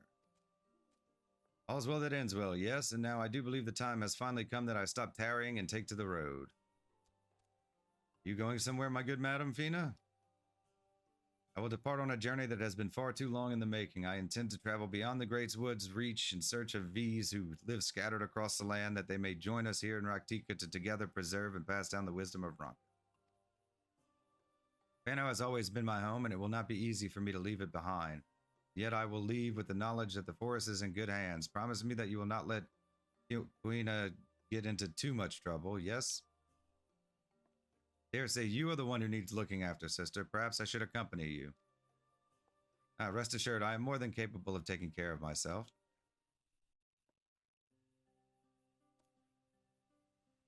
Forgive me if I refrain from stepping in the midst of this sibling squabble. Go in safety, Fina, and know that the azure blooms will always guide you home. Thank you, Master Laniel. I will return.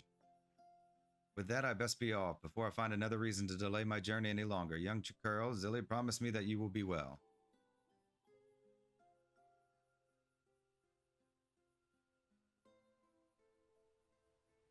Fina. And you as well, Quina. No matter how far my journey may carry me, know that a part of me is always here with you. And I with you, sister.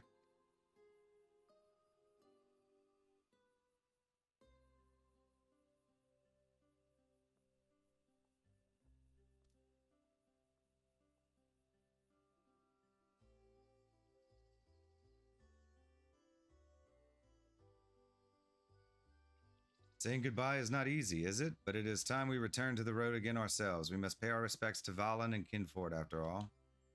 Very well, we will not keep you any longer. Do pass along our respects to our friends in Slitherbow. It was certain what to think of that Kinford at first, but he has proved a loyal friend. But of course, should you ever have time, do come visit Father and I. Nothing would make me happier than to be able to show you around the stopple.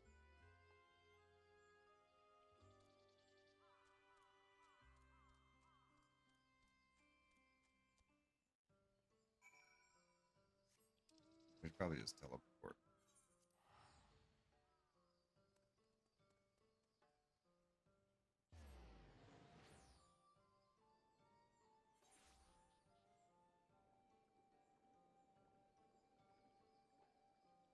Let's get this one. Yeah.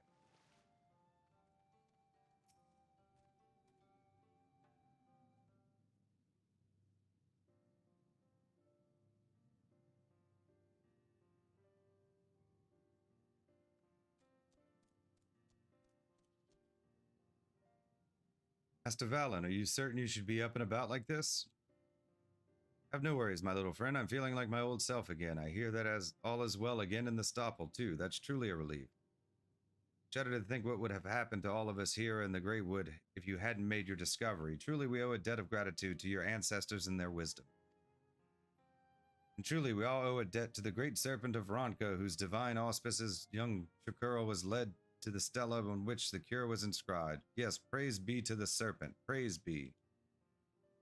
Do you think you could keep your voice down a bit? Some of us are still recuperating from a life-threatening plague, you know?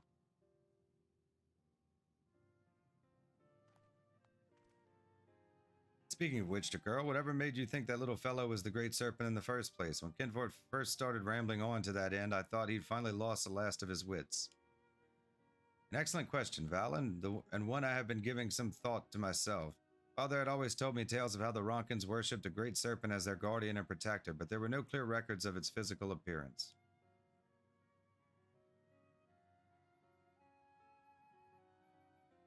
The night that darkness returned to the skies, a small creature we now know well arrived before us wearing that curious hat. Intrigued, I followed after it. It led me through the ravel, where I saw that the passage to our ancestral homeland was at long last open once more. Jumping for joy, I picked the small creature up and ran home to share the news with Father. With a tear in his eye, he gazed at me deeply and spoke these words: "The great serpent itself has arrived to guide us home." In that moment, I knew it must be so. Moment of divine inspiration, no doubt, and not altogether unlike my own. Yes, this is most fascinating indeed.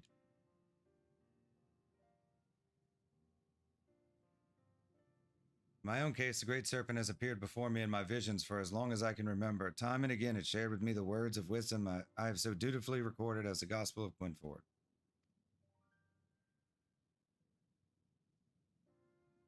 One day it called out to me with a terrifying scream, warning of a great calamity that was befall the Great Wood if I did not rise to the occasion. Shortly after that, we came upon the tiny creature in the forest, and I recognized it immediately as the incarnation of our divine protector.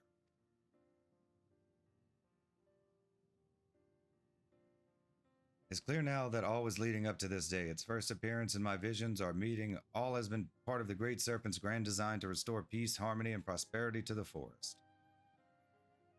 Truly, we would never have been able to rediscover our history, nor overcome the spread of the plague were it not for the serpent's guidance and wisdom.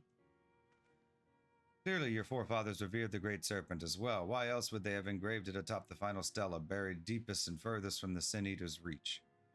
Now this immaculately preserved stela stands before us as incontrovertible proof that this tiny creature is indeed that which we all instinctively perceived it to be, the manifestation of Ronka's divine protector, who hath come once more in our time of need to guide our peoples through trying times and into a new generation of peace and prosperity. Scree! So stupid. Last time after its work was done, the great serpent left us, going off to some place where only gods dare to tread. Actually, it's just been following Zilly about on her adventures, you know. What nonsense is this, Val? And clearly the great serpent has been watching over us all this time. In any event, it is clear that we owe the serpent a debt of gratitude. It would be remiss for us not to make a pilgrimage to a site where we might properly pay obeisance. I would like nothing more than to pay obeisance, Master Kinfort, but there is no telling where the serpent has gone. Where might we go that it might hear our words? Fear not, my young Qitari friend, for I know just the place, the ancestral sunburning place of the great serpent, the mighty crystal that has appeared before me time and again in my visions. Speak none other than the fruit of the protector, cradled amidst the waters of Lake Tusi-Mekta. Valen and I make the trek there nigh every day to express our gratitude to the great serpent for deigning to share its divine guidance with us. Don't look at me like that. I didn't go every time. When I did, it was just to keep Kinfort here out of trouble. Just how should we go about expressing our gratitude to the great serpent? An astute question, my young friend. If you wish, I would be happy to share with you some choice passages from the Gospel of Quinfort that would be most suitable for the occasion. For example, there's a chapter 15, verse 5, which begins as follows: "Oh, hearken unto the heavenly scree." Never mind Kinfort's ramblings. I'm sure the serpent would appreciate it all the more if you thanked it in your own words, and so would the rest of us, trust me. Thank you, Valen. I believe I will do just that. Tusi-Mekta.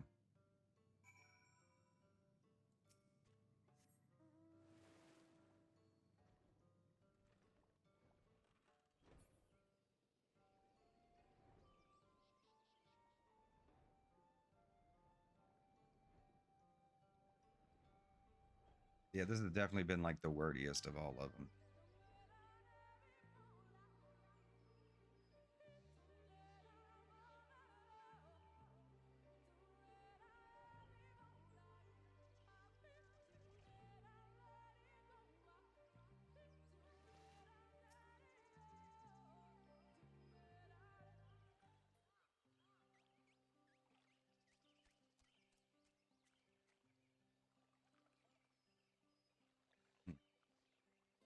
Well, here I am, but what words can truly convey my feelings to the great serpent?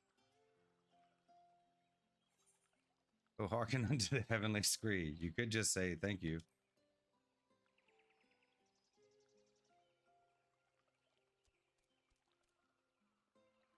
Perhaps I should just keep it simple, yes. Oh, great serpent, thank you ever so much for watching over us. You have my most sincere gratitude. It is by your guidance that my people have reclaimed our history and that I have made so many new friends and allies. I promise that we will never forget you and pass down tales of you for generations and generations to come.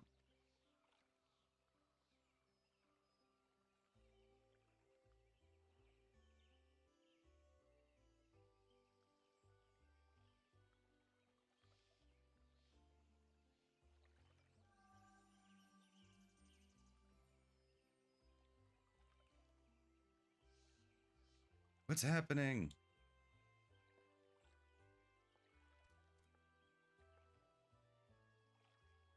Do you think the serpent heard my words?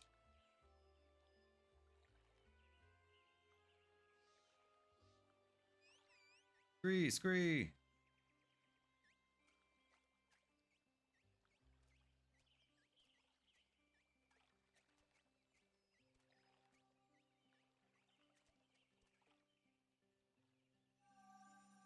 Nothing like a cocoon.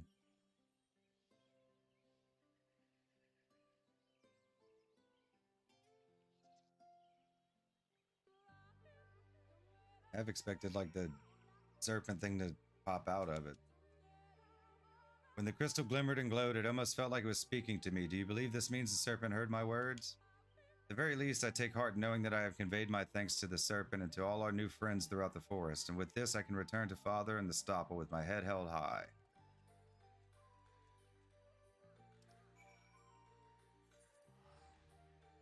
Mm-hmm.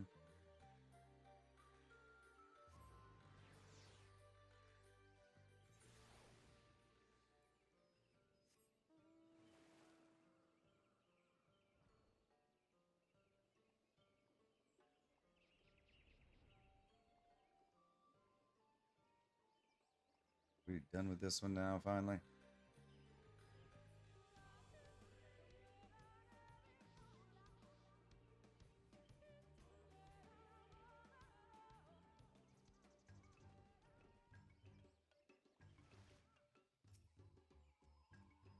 I cannot thank you enough for accompanying my son throughout the forest. To the end, you have gone above and beyond on our behalf. It is a debt of gratitude that Qitari will not soon forget.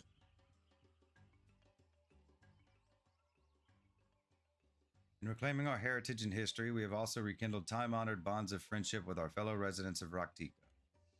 Knights Blessed, the V's, the Great Serpent, and not least of all, Zilly, ally of Ranka, all have played a part in events that will be etched in the annals of history. They has carved their own stela. Yes, the stewards shall see to it that these events are handed down to our children and our children's children, and so on until long after we ourselves are gone. You have our word. In the meantime, we shall continue our excavation of the tunnels beneath the Stopple. I have even considered commissioning the creation of a new stela, on which all we have gleaned in the recent days may be recorded for posterity. Father and I might not have seen eye to eye in our I cannot say that. Interpretations of history, but I can assure you that we are of like mind regarding the future we would forge for our people. Oh, how have you grown, Shagirl? Now it brings a tear to my eye. Thank you for everything. I know that there are many places you must journey, but I know that you will always have a home here in the Stopple. Is that not so, O great serpent?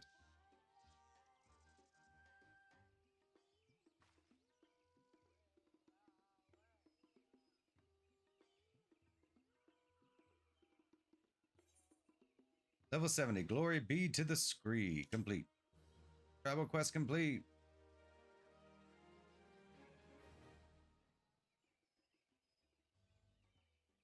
Stewards, reputation up. Your reputation has increased to Bloodsworn. You have achieved Bloodsworn reputation with the Stewards.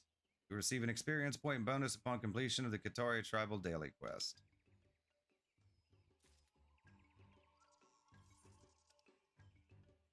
Yeah, they don't go to Allied because there's no Allied quest.